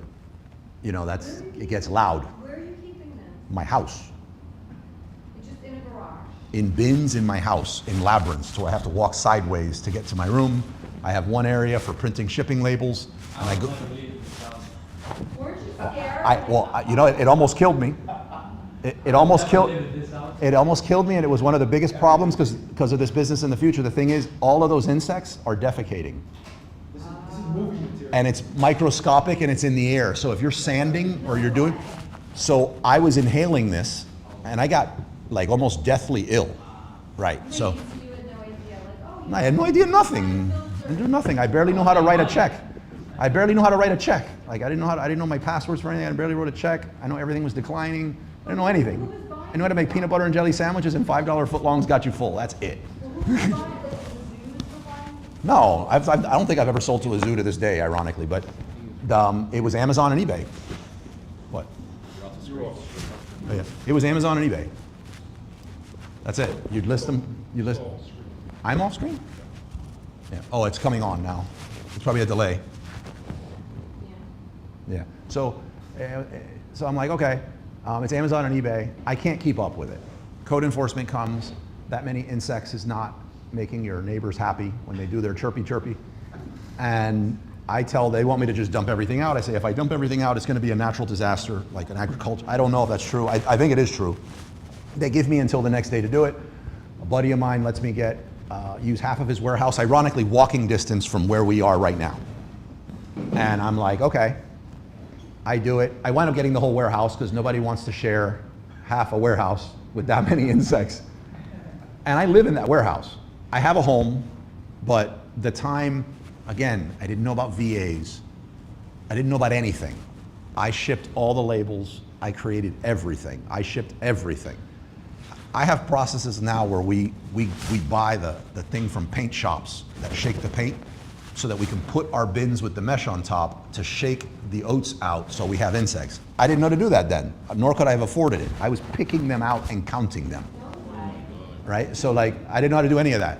And then you'd lose count, so I just marked on a bin. When it got to this level, that was 1,200, right? God forbid somebody says I counted them and you sent me 980, you know? So eventually I go off weight, I go off markers, and I go off a lot of stuff. But at the time I didn't know anything. I didn't know any of the things that I tell you guys to do. I didn't know any of that. I don't think there was any software, but if there was, I didn't know. I knew energy drinks and working. And I did that.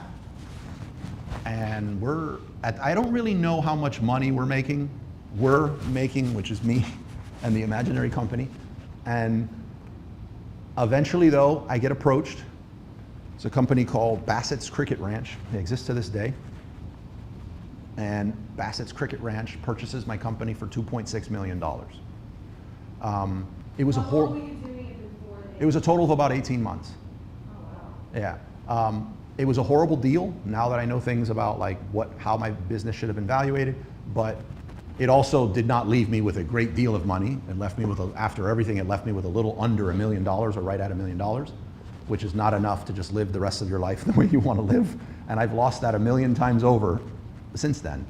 But I created something and someone paid me something with an M on it, and that worked. But when I got ripped off, I should have added that. That whole story was not even that's not even on this list, right? I just assumed everybody knew that, and I guess it just didn't dawn on me to say it, but it was my first major one. But afterwards, you'd think that everything was gonna go fine. So I'm breeding stuff to start selling, and I got ripped off, my ex decided we had to go on a vacation. And I didn't want to do it. I didn't know how to manage money, but I knew we couldn't afford to go to New York and the places that she wanted to go, but we went. And I was like, I got to figure out a way to make some extra money. What do I know how to do? I know how to flip stuff. We're going to get into number one here. So number one is, I found on Alibaba the source to buy P90Xs and Zumba, sealed in packaging. And I bought them. And I was like, it's too good to be true that I can get this thing for $5 and I can sell this thing for $60. And it's BSR, your bestseller ranking on Amazon, 2. This thing, you never saw it check in, it just sold. Your number just went up. And I bought a couple of each, shipped it in, sold. Doubled it, sold. And this is AliExpress. I mean, they're shipping it, and the margin I have, I'm like, no boat, air this thing over. And we went, and my disbursement, back then you could disperse every day. So you'd have to go into your account, you saw your balance, you said, send me my money. They'd send you your money, you could do that every day. And we're in the plane. On the plane, I remember I didn't have enough to buy something at the airport before getting on the plane. So I know, at zero.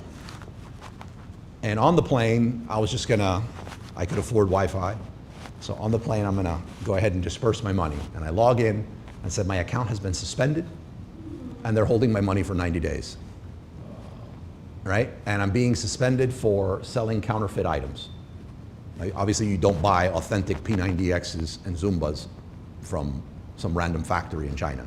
But they were sealed. I mean, they had the brand. I mean, again, I really didn't know. But that's not the defense they want to hear. So we get to New York. I won't even get into the details, but I didn't have a place to stay. X walked away from me right there on the spot because we couldn't afford the hotel. She stays at a friend. All I had was a ticket back, and I made it work while I was on the ground until I can get them to let me fly back, but I flew back.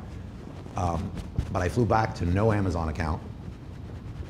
And the way I got out of that one was ugly. Like that was really bad. Mind you, while this is going on, I'm also, I think what kind of saved me is I'm throwing myself into the breeding portion of the live insects. And I felt like I had something, which I did, and I was consumed by it. And I was able to start flipping things on the eBay side of things. And they pay you, once you're out of eBay jail, you can get paid rather instantly through PayPal back then. So I was able to barely make some ends meet. I had to get some help from family to like cover some critical bills for like 2 months. I was able to pay them back. I couldn't tell them I had been ripped off, though. I had to say it was deployed in inventory. Could I get a little more? Do you mind? And after somebody had gave so much more money, they were like, yeah, no problem. But it was to cover my mortgage, because I didn't have the money to do it. But moral of the story here is you're not buying name brand stuff from random fact. If it looks too good to be true, it is not true. I call them $5 Rolexes now. Like, I remember going by the Miami Arena one night when I was younger, and somebody was selling me trying to sell these Rolexes. I think they were trying to sell them for like 20 bucks, but there's no $5 Rolexes in the world. If it seems too good to be true, it is.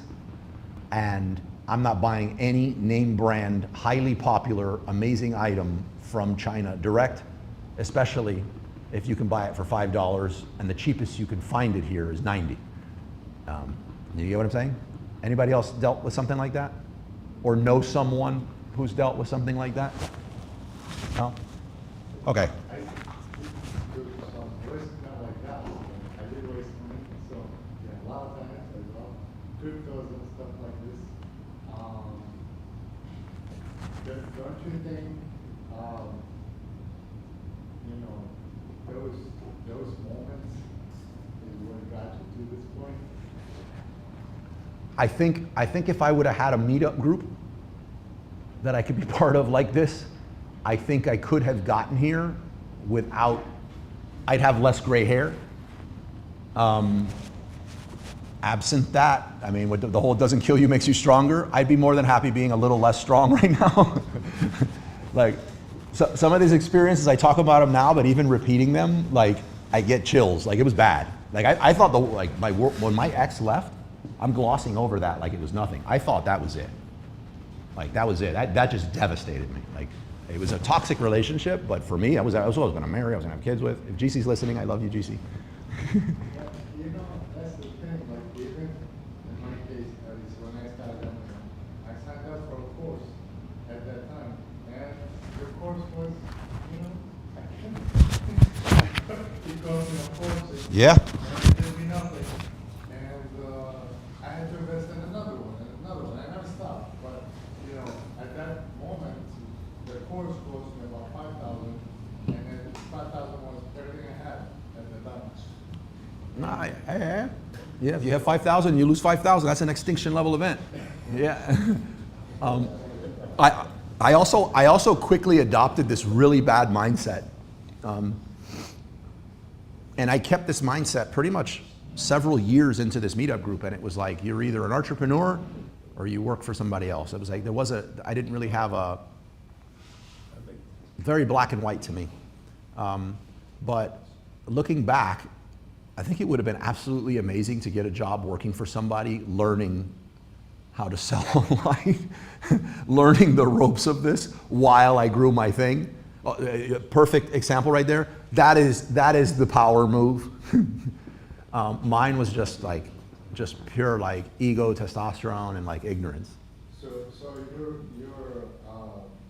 yeah, this is something I think about a lot. Do you recommend somebody who quits their job, hopefully in a business, or do you think it's a good idea to keep a job while also building the business?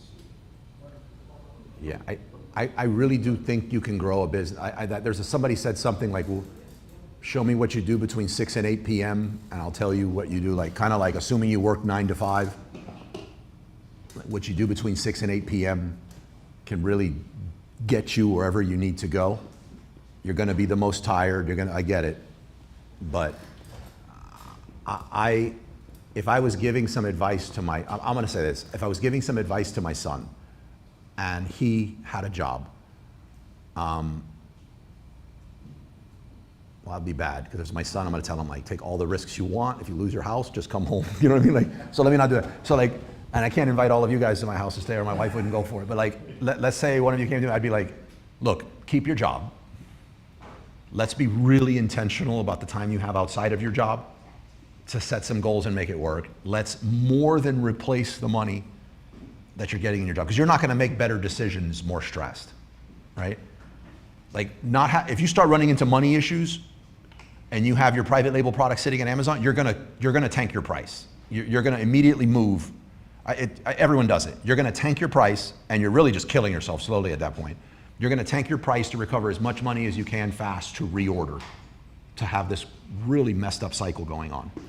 But if you don't need to do that because you're not panicking financially, you're gonna have a much greater chance of reinvesting all your money back into your business and growing faster. So I would say keep your job.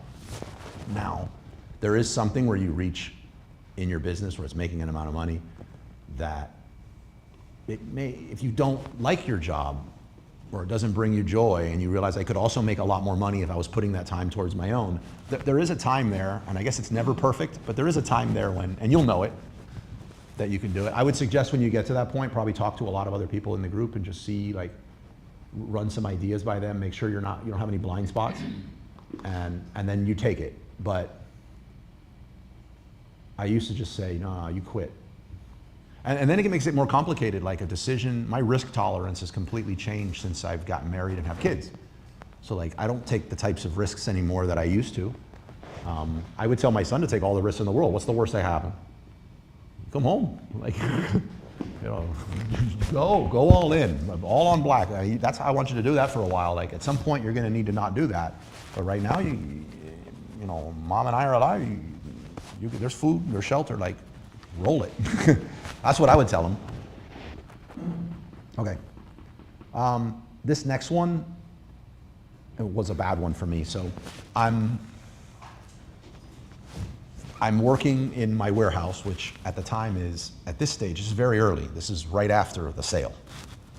And my warehouse is 8 extra space storage units.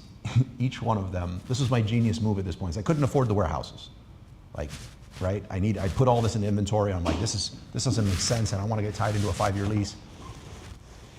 So I get like 8, they look like 2-car garage slots, and I got them all next to each other, and I got a printer plugged in, and I got like a whole operation going on. I'm bragging to people how I have 24/7 security, gated access to my warehouse, but I'm working there, and I'm pretty, I like my quiet time, but I can be really social with the people around me to make everyone feel good. So the people that worked the property knew me really good.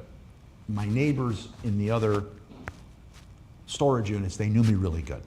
I'm always keeping an eye on their stuff.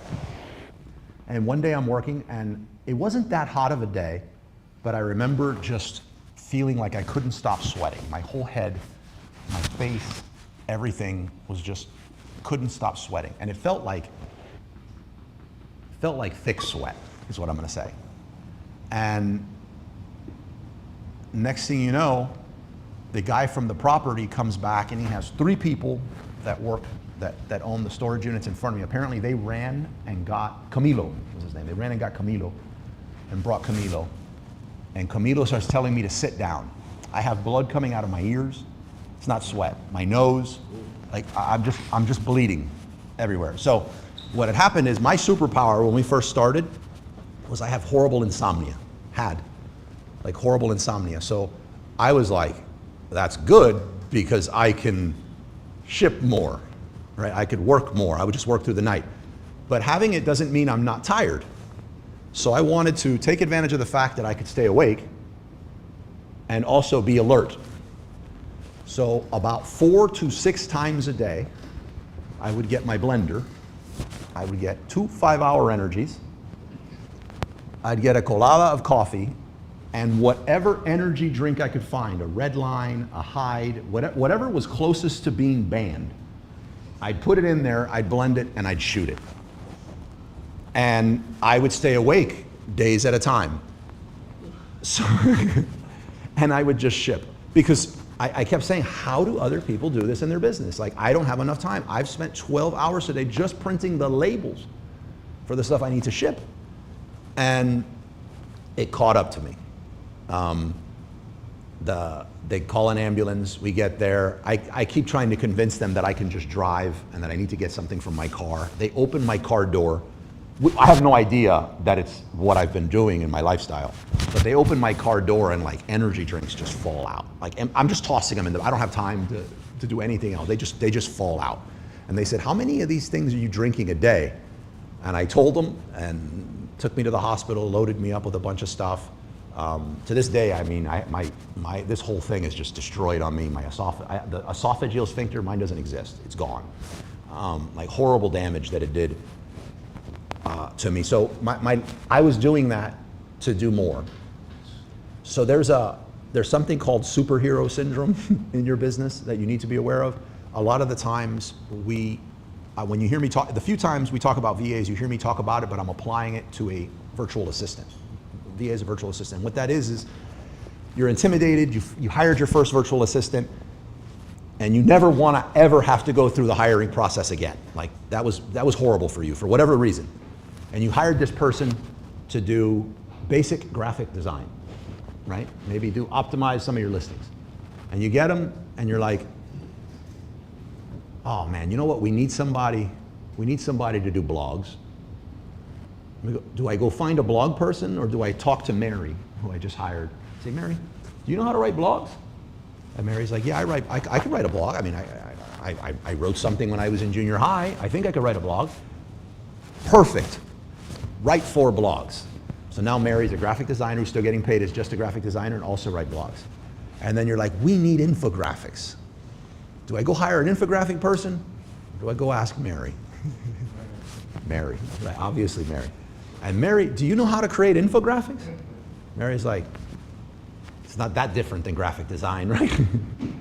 Well, we want you to create these infographics for this. And you know what? Let's just spruce up the blog too and throw some infographics on there. And it keeps going and you keep loading. A whole bunch of stuff's wrong with this. You're about to lose Mary, right? Mary's about to have a nervous breakdown, first of all, and it's probably going to happen right before your busiest time of the year. Guaranteed, because it's her busiest time too. You're about to lose Mary. You have no idea what's coming. Second, it's very abusive because rarely are you saying, oh, you can do blogs? Well, let me bump your pay to now reflect that you're doing blogs and graphic design, right? It also means she was really good at one thing, but at best, passing at the others. So you don't have a bunch of crap out there floating around. You have a crap blog and you have crap infographics and it's all because of Mary.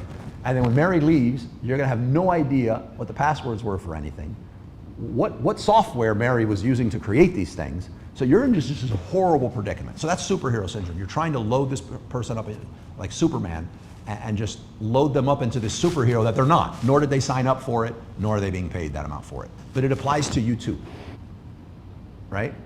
You start loading all this stuff onto you that you can't do, and most people just won't even attempt to hire a virtual assistant for a bunch of reasons. I can't afford it, I don't know how to do it, and you do all of it anyway. So you're, by not doing it and not hiring somebody and not delegating somebody for any of those lame reasons, you are turning yourself into that, and the same thing will happen, except you can't leave.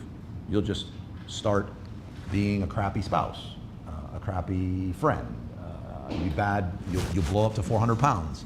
You'll do all this, it'll start turning into all this horrible things until you die or burn out or start making such poor decisions across the board that you go out of business.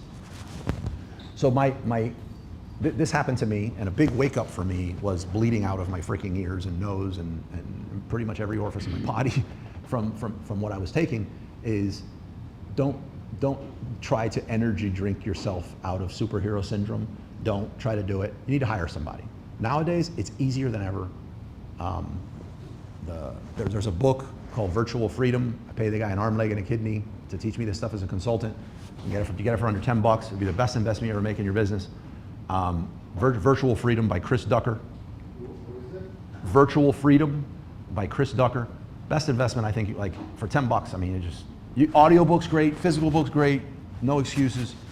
I'm sure the Kindle's great, but I'm not really Kindling.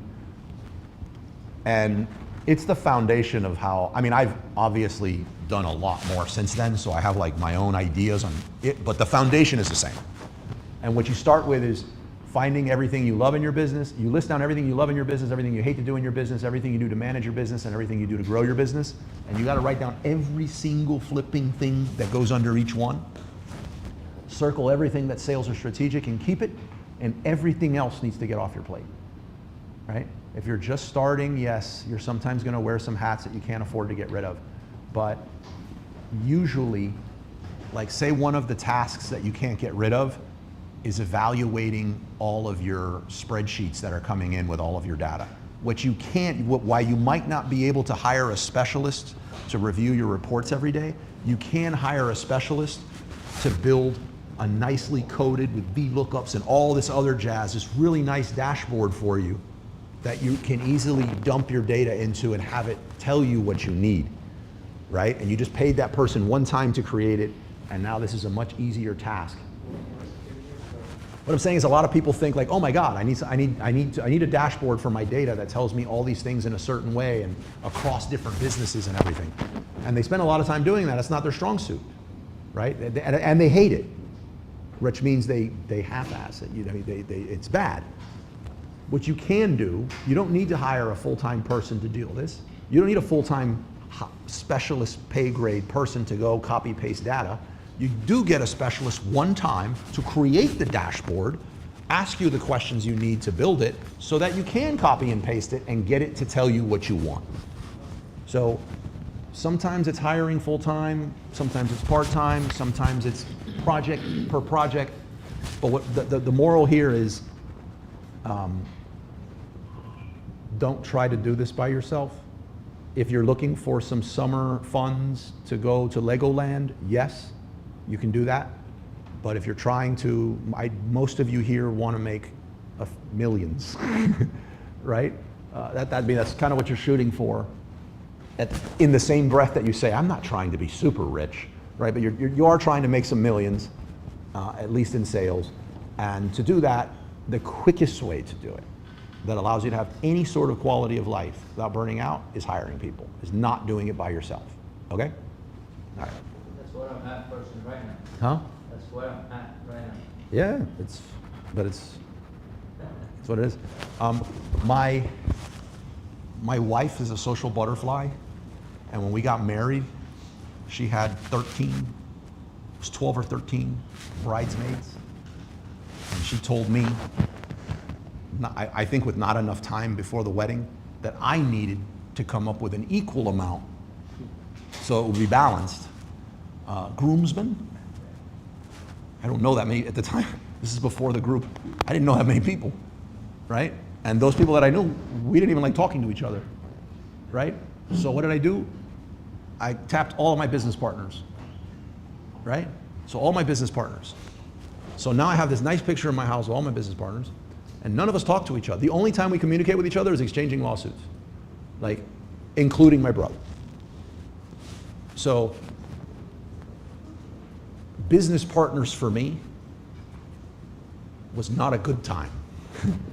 So one of the other costly mistakes I made in my business was how I approached business partners and how much I gave up of my company, just companies for nothing. The first idea I had for a business, was a company called Dos Caballos Cigars, right? I don't know if I told you guys, but you could not, I would challenge you to come up with a worse brand name than Dos Caballos Cigars. It stands for two horses cigars in Spanish. And it was because me and this guy, we were dating sisters, and we would smoke cigars in the backyard of my house, and we would joke with the sisters and say they're dating los caballos, the two horses, you know? And that was our joke. So when it came to it, it was the most logical thing in the world to do when we started our business, was we were the dos caballos, the two horses, right? First of all, nobody in the US outside of Miami can pronounce Dos Caballos cigars. We would get called, nobody can spell it, nobody can pronounce it, nobody knows what it is, right? So for SEO purposes, it's the worst, right? And then our thing had two horses facing in another direction. It looked just like Janus. So I thought Janus might sue us. I mean, it was really bad. But we have this business. And what I did is, since this person had a full ride to be a doctor, and he decided he liked my idea of starting a business selling cigar accessories so much that he quit. Family obviously thought I was the Antichrist, and they came here from Cuba to put their kid in college, and they did everything right, and he got the full scholarship. And this guy meets what looks like some homeless tattooed guy, and this gets him to quit his medical thing to sell cigar cutters at the time. So since he did that, and I have nothing but ideas, every idea I had, I now knew how to open an LLC. I'd open it. And before I even spoke to him, his name was Brian. Before I even spoke, pretend you're Brian. Before I even spoke to Brian, I would go onto Sunbiz, I'd create the new business, I'd give it the name, and I'd put 50% me, 50% Brian. And just like it was loyalty, unrelated to the businesses that we had. And then as I got different business partners, I'd do the same thing. There's 3 ways, 2 ways, all this stuff here. There was no I don't even think we did LinkedIn, but the equivalent would be as soon as we opened the business, all of us went to LinkedIn and put our names, the name of the business, and CEO. So our business had everyone was a CEO. This is a huge problem. I think I'm not dumb enough to know that, to have that many business partners, that I'm probably the common denominator of the 17 of us. That it's not that I'm probably the easiest person to get along with, and I had my faults. It's not all their fault and none of mine, but my fault in the business, and this is why I think it's important for you to know, my fault in the business is that my work ethic is extreme. I will be working on Christmas, not because you expect it of me, because I expect it of me, I do it. But there's only so many Christmases and so many holidays and so many things that I'm there that my significant other's saying, well, is Brian in the office with you? No, Brian's in Bali. You know what I mean? And it starts creating a really huge problem. Also, there's no accountability. There's no, when we started this, we're all working in the office and we're making this work. Wait a minute, so-and-so's moving to Wyoming with his girlfriend. We're not gonna be able to work in the office anymore, and he's getting a job. Well, now that he has a full-time job somewhere else, we had no way of, it was bad. We didn't have anything set up. So I would emphasize to all of you, this might be, on paper, the most costly mistake I've ever done, is in my business, was be very leery of business partners.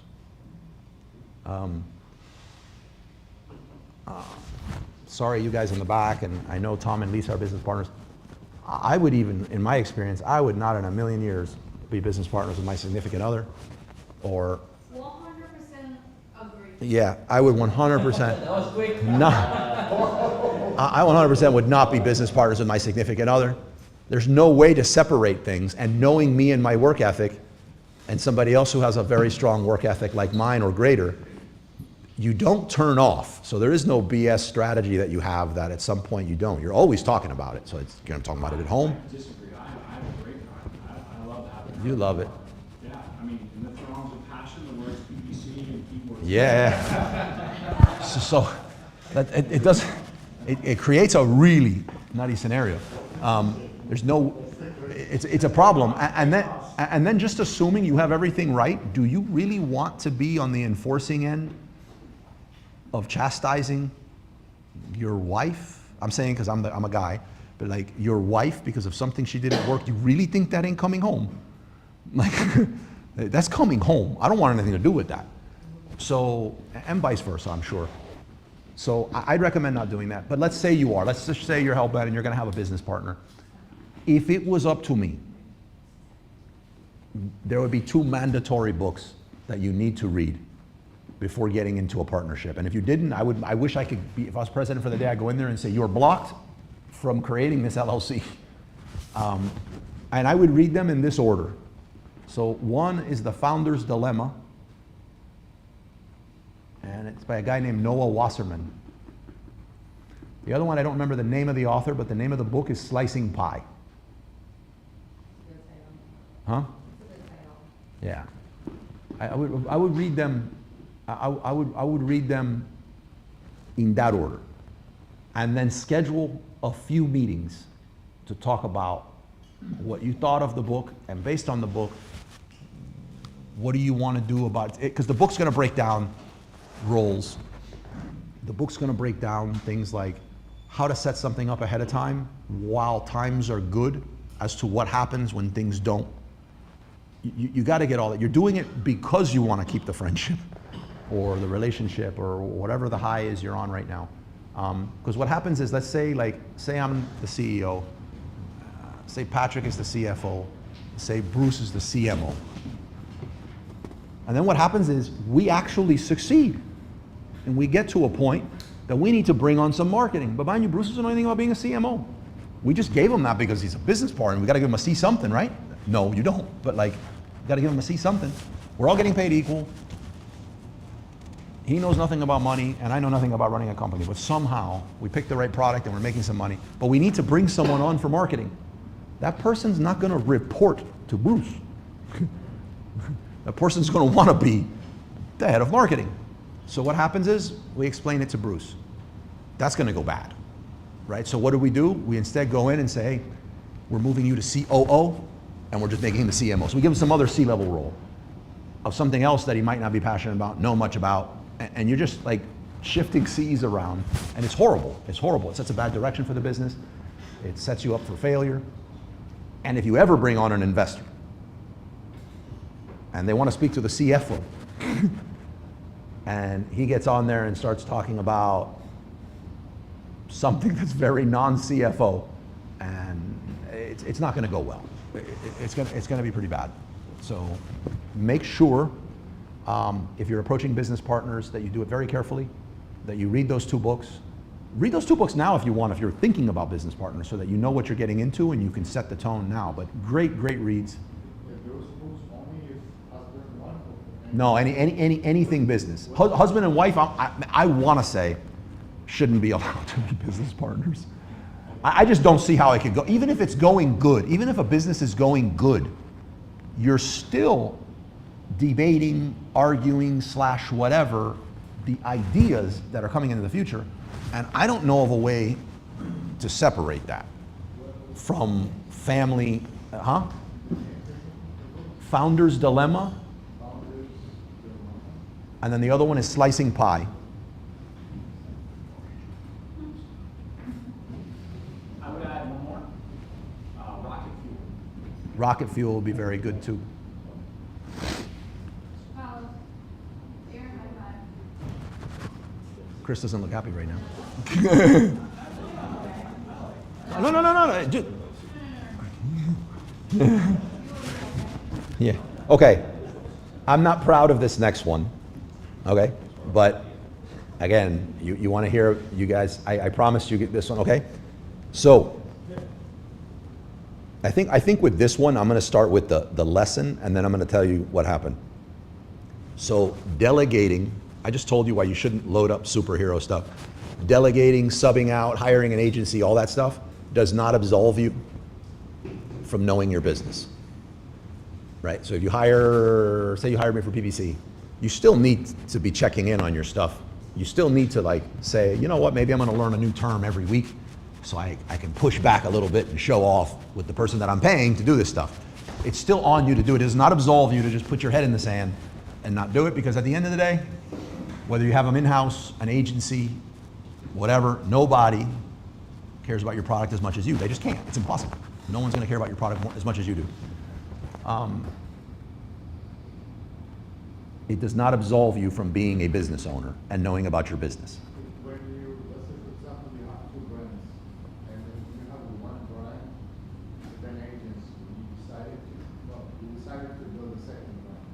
Do you prefer to keep the same agency that you like, or bring another agency and have the option to have 2 agencies in case one of them quits, so you can bring in the other agency? I would stick with the same agency. I mean, Stick with the same agency? I mean, unless you know that you're so unhappy with them that you're imminently looking to jump ship anyway, then that'd probably be a good argument there. You know, something I hate, something I like, I really get excited about, but also always bothers me is on the agency side of what we do, if I get a call and someone's like, I need to talk to you, we just want to hire you. I'm like, well, sure, that's a great start to the call, right? It sounds like it's my account to lose. So I get on the call, and the person's like, I'd like you to look at the PPC that was run on my account and tell me what could be done better. I got it. That's as good as closed. Because I'm going to backseat drive something that somebody else did based on somebody else's information. Like, I'm going to give you a laundry list of things you can do better. So it's exciting. Why does it scare me? Because anybody could do the same to me. So like, hindsight's 20/20. So like, anybody can go to anybody's past 3 years of ad campaigns and look like Nostradamus. You know what I mean? So like, it's just, nobody had that benefit though in the beginning. They're not taking into account like the state of the listing in the beginning, where the reviews were in the beginning, the images in the beginning, the world in the beginning, the amount of competitors. I mean, there's so many other things that goes into why somebody decided to take a specific strategy and not. The owner said no. The owner didn't have the budget for that at the time. So many things go into that. But yeah, so if you get another agency on the other one, you know what they're immediately going to try to do? They're going to try to get that other account. And if you've had something that works, just stick with what works and like further develop that relationship, further develop your SOPs, keep pushing. That would be my take. Okay. But that approach is from the side of, as far as, you know, if in case an issue comes up with the agency, you have an option. It's good to have options. What's going to happen with the agency? They're going to drop you? There's well, no, I mean, you're paying them, so no matter what's going to happen. If everything's going good and there's a plan and it's being worked and or it's being hit, why would you? It's the part where an agency will never tell you everything. That's what, well, it's not everything, but like, there are, it's like you want to control the business as much as you can by building the systems. I tried the system, but you know, our agency knows more than you. The agency, at some point, they will know more than you because they have control on each subject, right? BBC, all this thing. They have more control over that topic. And you're like more, you know. Okay, well, I'd like to add something there, and I think this is like forgotten about a lot. You're using the word control, that they have more control over it. The reason why is because they're constantly training, improving what they're doing, and testing the new stuff that comes out. When you have your own thing, you set it and forget it. It's not losing, let's just keep going. So because one is investing in the continued training and the other is not, yes, the one with the more training has more control. So it's not just like, it's not that simple. I mean, look, anybody can build a team in-house. Do you have the skills to build a team, run a team, do interviews? Do you know who the best sources are to get your people trained? Are you gonna fly some people out somewhere and pay the hotel and do it? Or you're like, no, that comes out of your dime. So there's a lot that goes into that to do it. Having an agency, I really don't wish that on anyone else.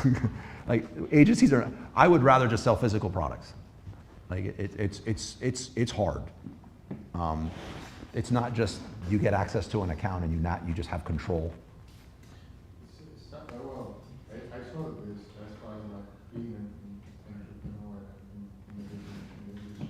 You have like 3 ways you can sell: physical products, agency, or teach people how to do it, you know, roads and stuff like that.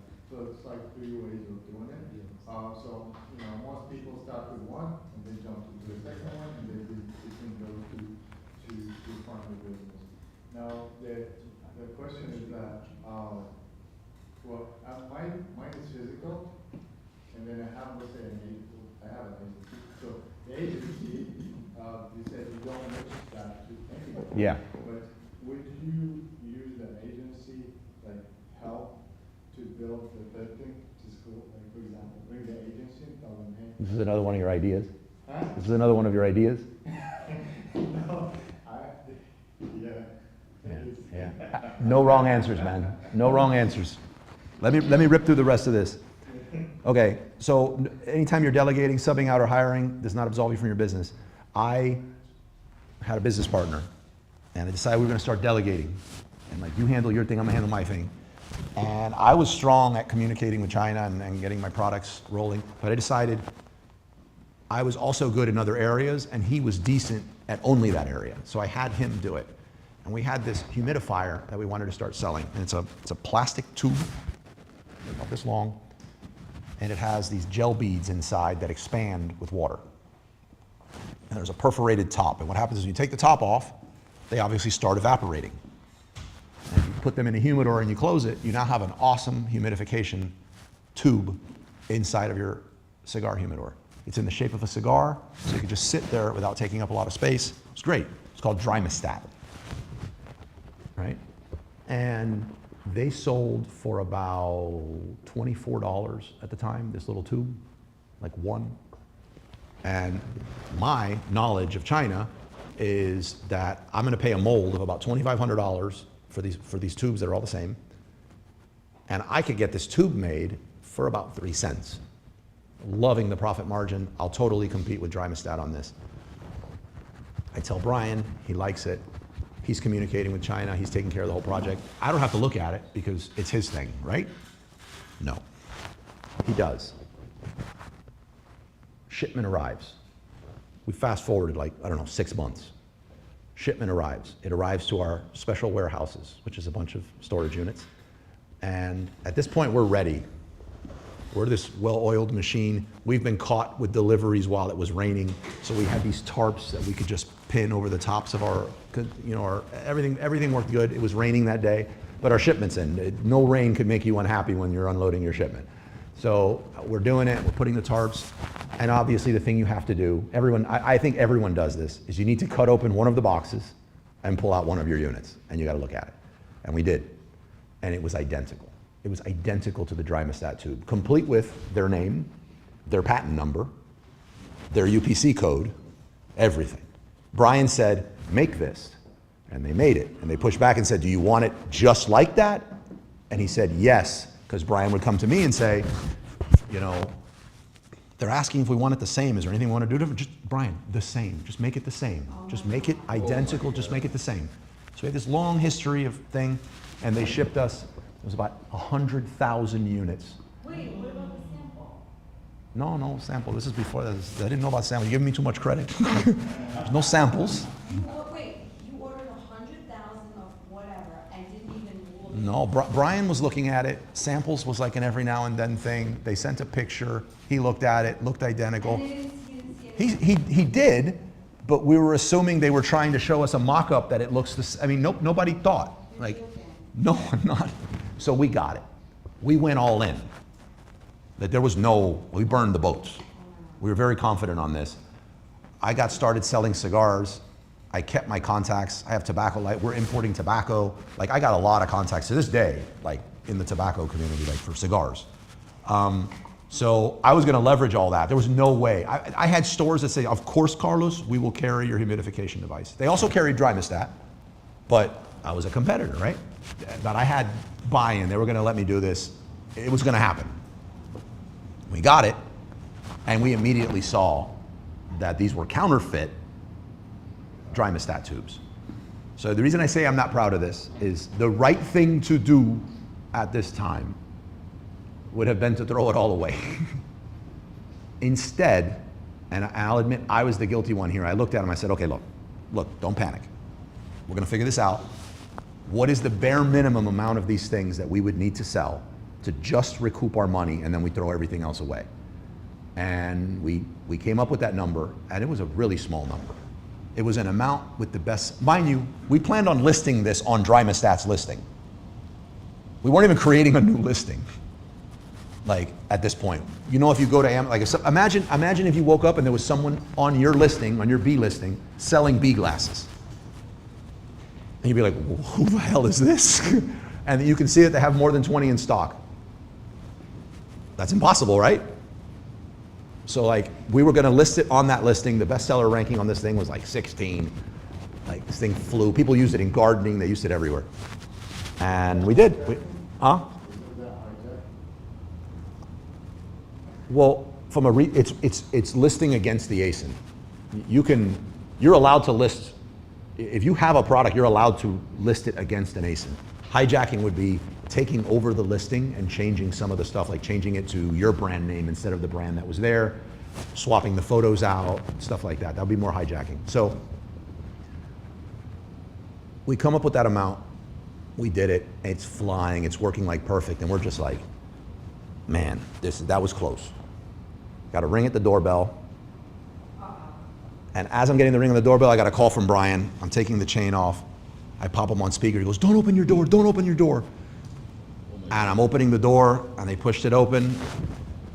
served me papers. They had determined that not only did we sell counterfeit items, but that they had determined that we weren't just, we didn't just unknowingly sell a counterfeit item, but that we were the source of the manufacturing of these items. Double dip. Right. And in the lawsuit, that's called treble damages. So you can seek damages, but if it's like especially egregious as if you're the source and you manufactured this and whatever, you can go for treble damages. So we're sued for something close to $2 million. And I don't need to say it, we could not afford an attorney. Everything was tied up into these Drimestat tubes. So I'll quickly go through how this resolved, but the moral of this is if somebody else is working a part of your business, it does not absolve you from understanding what goes on in your business. And whether it's an agency, a freelancer, anything, you don't get to just like go to the beach because you have so-and-so working your thing. What happened here is, like, I had to go to family, I had to say what happened, we had to pull some money together for a lawyer. Wound up being an excellent lawyer. My dad got involved and he was like, no, this is bad. So we wind up getting a person that is my go-to patent lawyer to this day, now for the good side, but initially we met because he was defending me, a firm called Malloy & Malloy. I got firsthand experience of how much it could cost per hour when you're dealing with a patent attorney who has not only an engineering degree, but a law degree, billing you by the hour. And he's just saying, let's have coffee, let's just talk, and we're just hanging out with their like $20,000 retainer. But what happened is my lawyers obviously don't speak to anyone, that whole jazz. And I just sat there one night on a lot of energy drinks and said, I'm calling them tomorrow. And I called Drimestat. And I said, hey, I noticed your stuff's selling at all these stores. My name is so-and-so. And I just told them everything that I told you. I was like, this is what happened. And they said, he was just stunned. He goes, how many units do you have? I told him. He says, you need to have them delivered to my warehouse in Pompano Beach before noon tomorrow. And I was like, that's done. It's done. And he goes, we'll drop everything. I notice you also sell, and we had our cigar brands. He goes, you need to also say that you will not compete in any humidification devices for the next 10 years. I said, it's done. Anything else? He goes, no. And he goes, is there anything else? And I said, I hope I'm not pushing my luck here, but I love your product so much so that we wanted to get into the space. And I notice you don't have anyone selling your product on Amazon. Do you mind if I resell your product? And the guy was so stunned.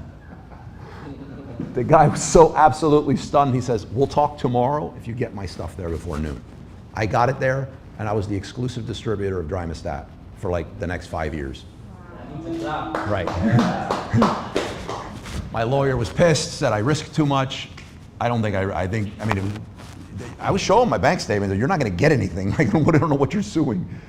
But listen, so it ended well. I was able to put a good spin on it for me. It wound up doing really well for me for a long time. I have a great relationship with the owner of Drimestat to this day. They sold to Zycar.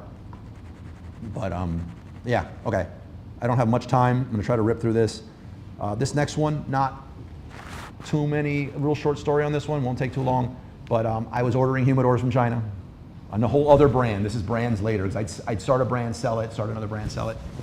And it was right before Chinese New Year, and I needed Rosewood 50 count glass top humidors. Somehow Rosewood was interpreted to be pumpkin orange instead of red rosewood. And I was just like, I'm savvy now. I'm not just shipping this. I need a picture. And they sent me a picture, and we had like pumpkin boxes, these orange pumpkin boxes, and they're supposed to be this red rosewood. It cost us dearly. I mean, this was like 8 containers of humidors. I'm ripping through this one kind of fast. I learned in that one, when you're talking with your factory, never talk in colors like you would to your friend. Use hex colors and Pantones and all. Blue is not blue. There is a lot of blue in the world. There's a lot of every type of color, but there's also a code or like a Pantone or whatever that I think Pantone goes more for like printing, right? No, is it or reverse? One's more for printing and one's more for like yeah. There's like hex code, hex numbers and stuff like that. Pantones are printing. Last one, that was 5, last one. Many years into being an Amazon seller, as a matter of fact, this group had started. Nobody knows, I've never shared the timeline on this. This group had already started. And when this group started, like a year in, we blew up. And I went from like, who is Carlos, to like, it was pretty popular in the Amazon scene. There's like this community, everyone wanted to come down, and the numbers he put up in sales, all that stuff. I'm going on the AM/PM podcast. What a lot of people don't realize is there was like a 1-year period where we lost it all. And I didn't know how to share it in the group in that second year. What did you lose? We lost everything. Did you say your business at the time? Yes. So we had always wanted to get into something. We had always wanted to start selling on Walmart. And we couldn't. We couldn't get into the store on Walmart. But one day, these two who look like barely pubescent guys walk into our office that work for Amazon, and they said, "Are you the owners of these brands?" And we're like, "Yeah." Mind you, we have like 50 illegal accounts open across iPads sitting all over the office. We have data blocks. Oh yeah, because we'd get suspended. I mean, now you have appeals. There was no appeals back then. So, and we needed to like not have everything riding on one account, but you weren't allowed to have multiple accounts. So we needed to make sure the accounts weren't linked. So we have iPads on their own data plans that were backed up by individual data blocks. And they're all over the place with fans. You know what I mean? Like, and these guys just walk in and all of them have the screen open. That reminds me, you've seen those bot walls? Yeah, very, very familiar. And we're using a tool called, what's it called, where you can remote desktop. There's the computer that's remote desktoping into all. So you're looking at these iPads and it looks like a ghost is using them because like stuff's happening in them, right? And these guys walk in, they're from Amazon, and we're like, oh! And they invited us to something called Vendor Central. So Vendor Central, when you see a product that says ships from and sold by Amazon, that means Amazon is buying that product from the brand and they're selling it direct. We didn't know that was a thing. On Vendor Central, like, you know the headline ads you see now, display ads, coupons, promos, video, Vine. We didn't used to have access to any of that. Nobody had that. When you saw it, you're like, how in the world does so-and-so get a video on their listing? Because it was so impactful. It was through Vendor Central. So we got in there and we got access to all this.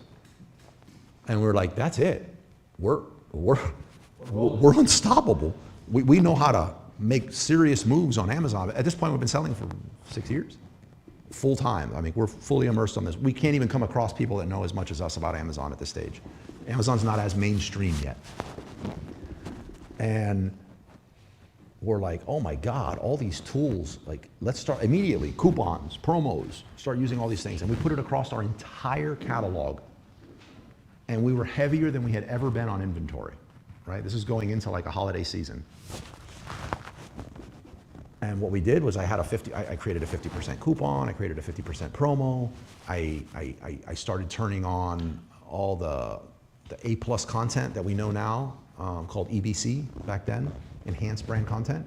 I was turning on everything, and they accepted all my requests, because you gotta like create it and set a date and all this stuff here. They accepted it.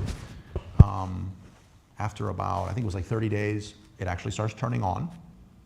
And we went from a great BSR for us, for one of our stainless steel grinders, was like 8,000. And 8,000 let us sell maybe like 20 units a day, 10 to 20 units a day. Sold 100 in one day, then 150, 300. Well, I'm at dinner, we're #1 in the entire kitchen and dining. I mean, that's it. Everything, it's flying faster than you can keep track. And we're like, we're gonna run out. So the next day we place an order. We get all the money we possibly can from all the different resources we can, and we get it together and we place an order. Amazon is coming in, placing more orders from us to send more stuff. So whatever reserves we have, we send everything. This is the surest bet that there is. We sent it. They're manufacturing stuff in China, and then absolute Armageddon. So guess what happens when you have a product that has a 50% promo and a 50% coupon? They stack. So we gave away all the inventory for free. You're joking. So what happens is there's a lot of communities online, Instagram communities, that looks for promo codes that could give you free listings or 50% off. They also have them. I had no reason to look for this. It was Vendor Central, nor did we know that they stacked. That they look for opportunities where somebody accidentally has a 50% coupon and a 50% promo, which means after the, it wiped everything out. So it was worse. So we also owe Vendor Central per transaction. So we paid 100% of the unit, say 30 bucks, unit gone. We gave that for free. But then we owe Vendor Central for that unit, I don't know, $15. And then we owe the fees behind it. So we gave away all of our inventory in a matter of less than a month. Gave it away. All of our inventory in less than a month. Tapped every financial resource we knew to max out everything we possibly could to place another order.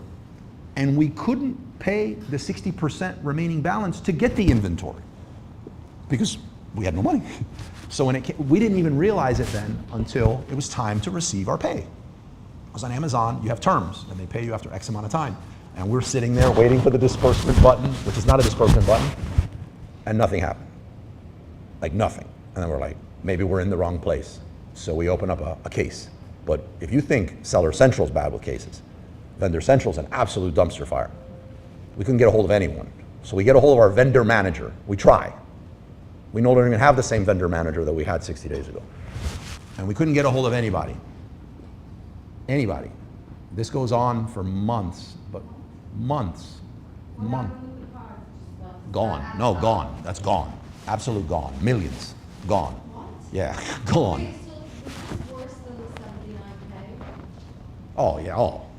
Well, in the beginning, that was everything. I'm saying. Now, this was everything. So we're looking back, would you say, okay, so it's the same or like?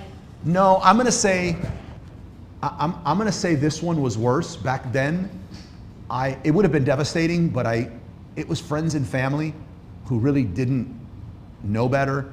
I hadn't really gotten a taste of, not that I'm into like fancy stuff, but I didn't have a taste of comfort or the opportunity to do different things back then. I was just going back to peanut butter and jellying it. Like I never really had anything.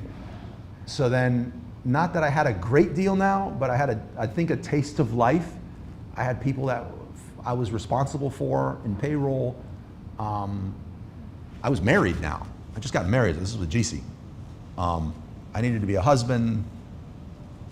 You know, I was already like, her parents wanted her to marry an engineer for the reasons that something like this doesn't happen, like a doctor or an engineer. So I'm like confirming everything, you know? You should have done it. I'm confirming everything. And man, I don't know, I'm not being ambiguous, like, and for time's sake, I know I gotta stop, but I don't know how I got out of that one. I will say that the meetup group helped me immensely because I had to keep coming around and talking to people and staying positive about it. And I'm like, man, if I'm telling people to like suck it up and go do something, I was like, man, you better look in the mirror and suck it up and go do something. But it was hard. We never recovered it. We never recovered it. We basically had to start again. And we did it really strong, like really, really strong. I'd say the only thing I took away from that one was that now when a really bad thing happens, I don't panic as much. I'm just kind of like, yeah, I know I can't figure it out right now, and I know everything's gonna like go sideways, but that's not really what's gonna happen. And just trust the process, get a clear head, revisit this, and you're gonna be able to pick it apart. Like, so I don't know if that's a reality distortion field or just having touched the fire so much, but the takeaway though is that, like, it's almost the same as the other one. The one I'm gonna add here is I don't think under any shape, form, or fashion you should ever accept an invitation to Vendor Central. Like, if you get it, don't get excited. From where? Amazon Vendor Central. Yeah. I like him and hate him. Yep. So like, I would just say don't accept them. If you do, come to me. I won't sell you anything, but there is so much you need to know. Like, it's really, really bad. They're not your friend. You do not have a special manager working with you. It's really, really, really bad. And it kind of ties into the other one, and that is like, you need to know what's going on in your business. Like, for that Vendor Central one for me is, if there's something that needs to happen in the business and I was like, you got 1 week to take this action, otherwise you're gonna miss it, I'm out. I'm not, if it's something that's not gonna be around for years from now and I can build on it and keep doing it, I'm not interested. I'm done. I'm more than happy to miss this Bitcoin jump or whatever the thing is that happens. Like, I'm kind of out, it's not my thing. And I need to know what's going on in my business. You know, people rely on you. And yeah, that's, those are my 6. Emphasizing again, I could have done 500 of those mistakes, but those were like end of the world scenarios for me. Here now, business is great. Wife didn't leave in the Vendor Central losing everything. So if you guys have problems in your businesses, you could totally come to me. I probably have dealt with it before, maybe worse, even though it's probably your worst at the time, and I can help you get through it. There's also a lot of other people in here who I know have been through a lot, who are not up here right now saying it, but they have too. So if I know that your scenario is very like somebody else's, I can easily connect you with somebody else. Can't do this, you shouldn't do this by yourself, or it's very limiting. So take advantage of the community. Most of what I talked about here would not have happened had I had a community like this. So take advantage of that. All right, that's all I have. Thank you. You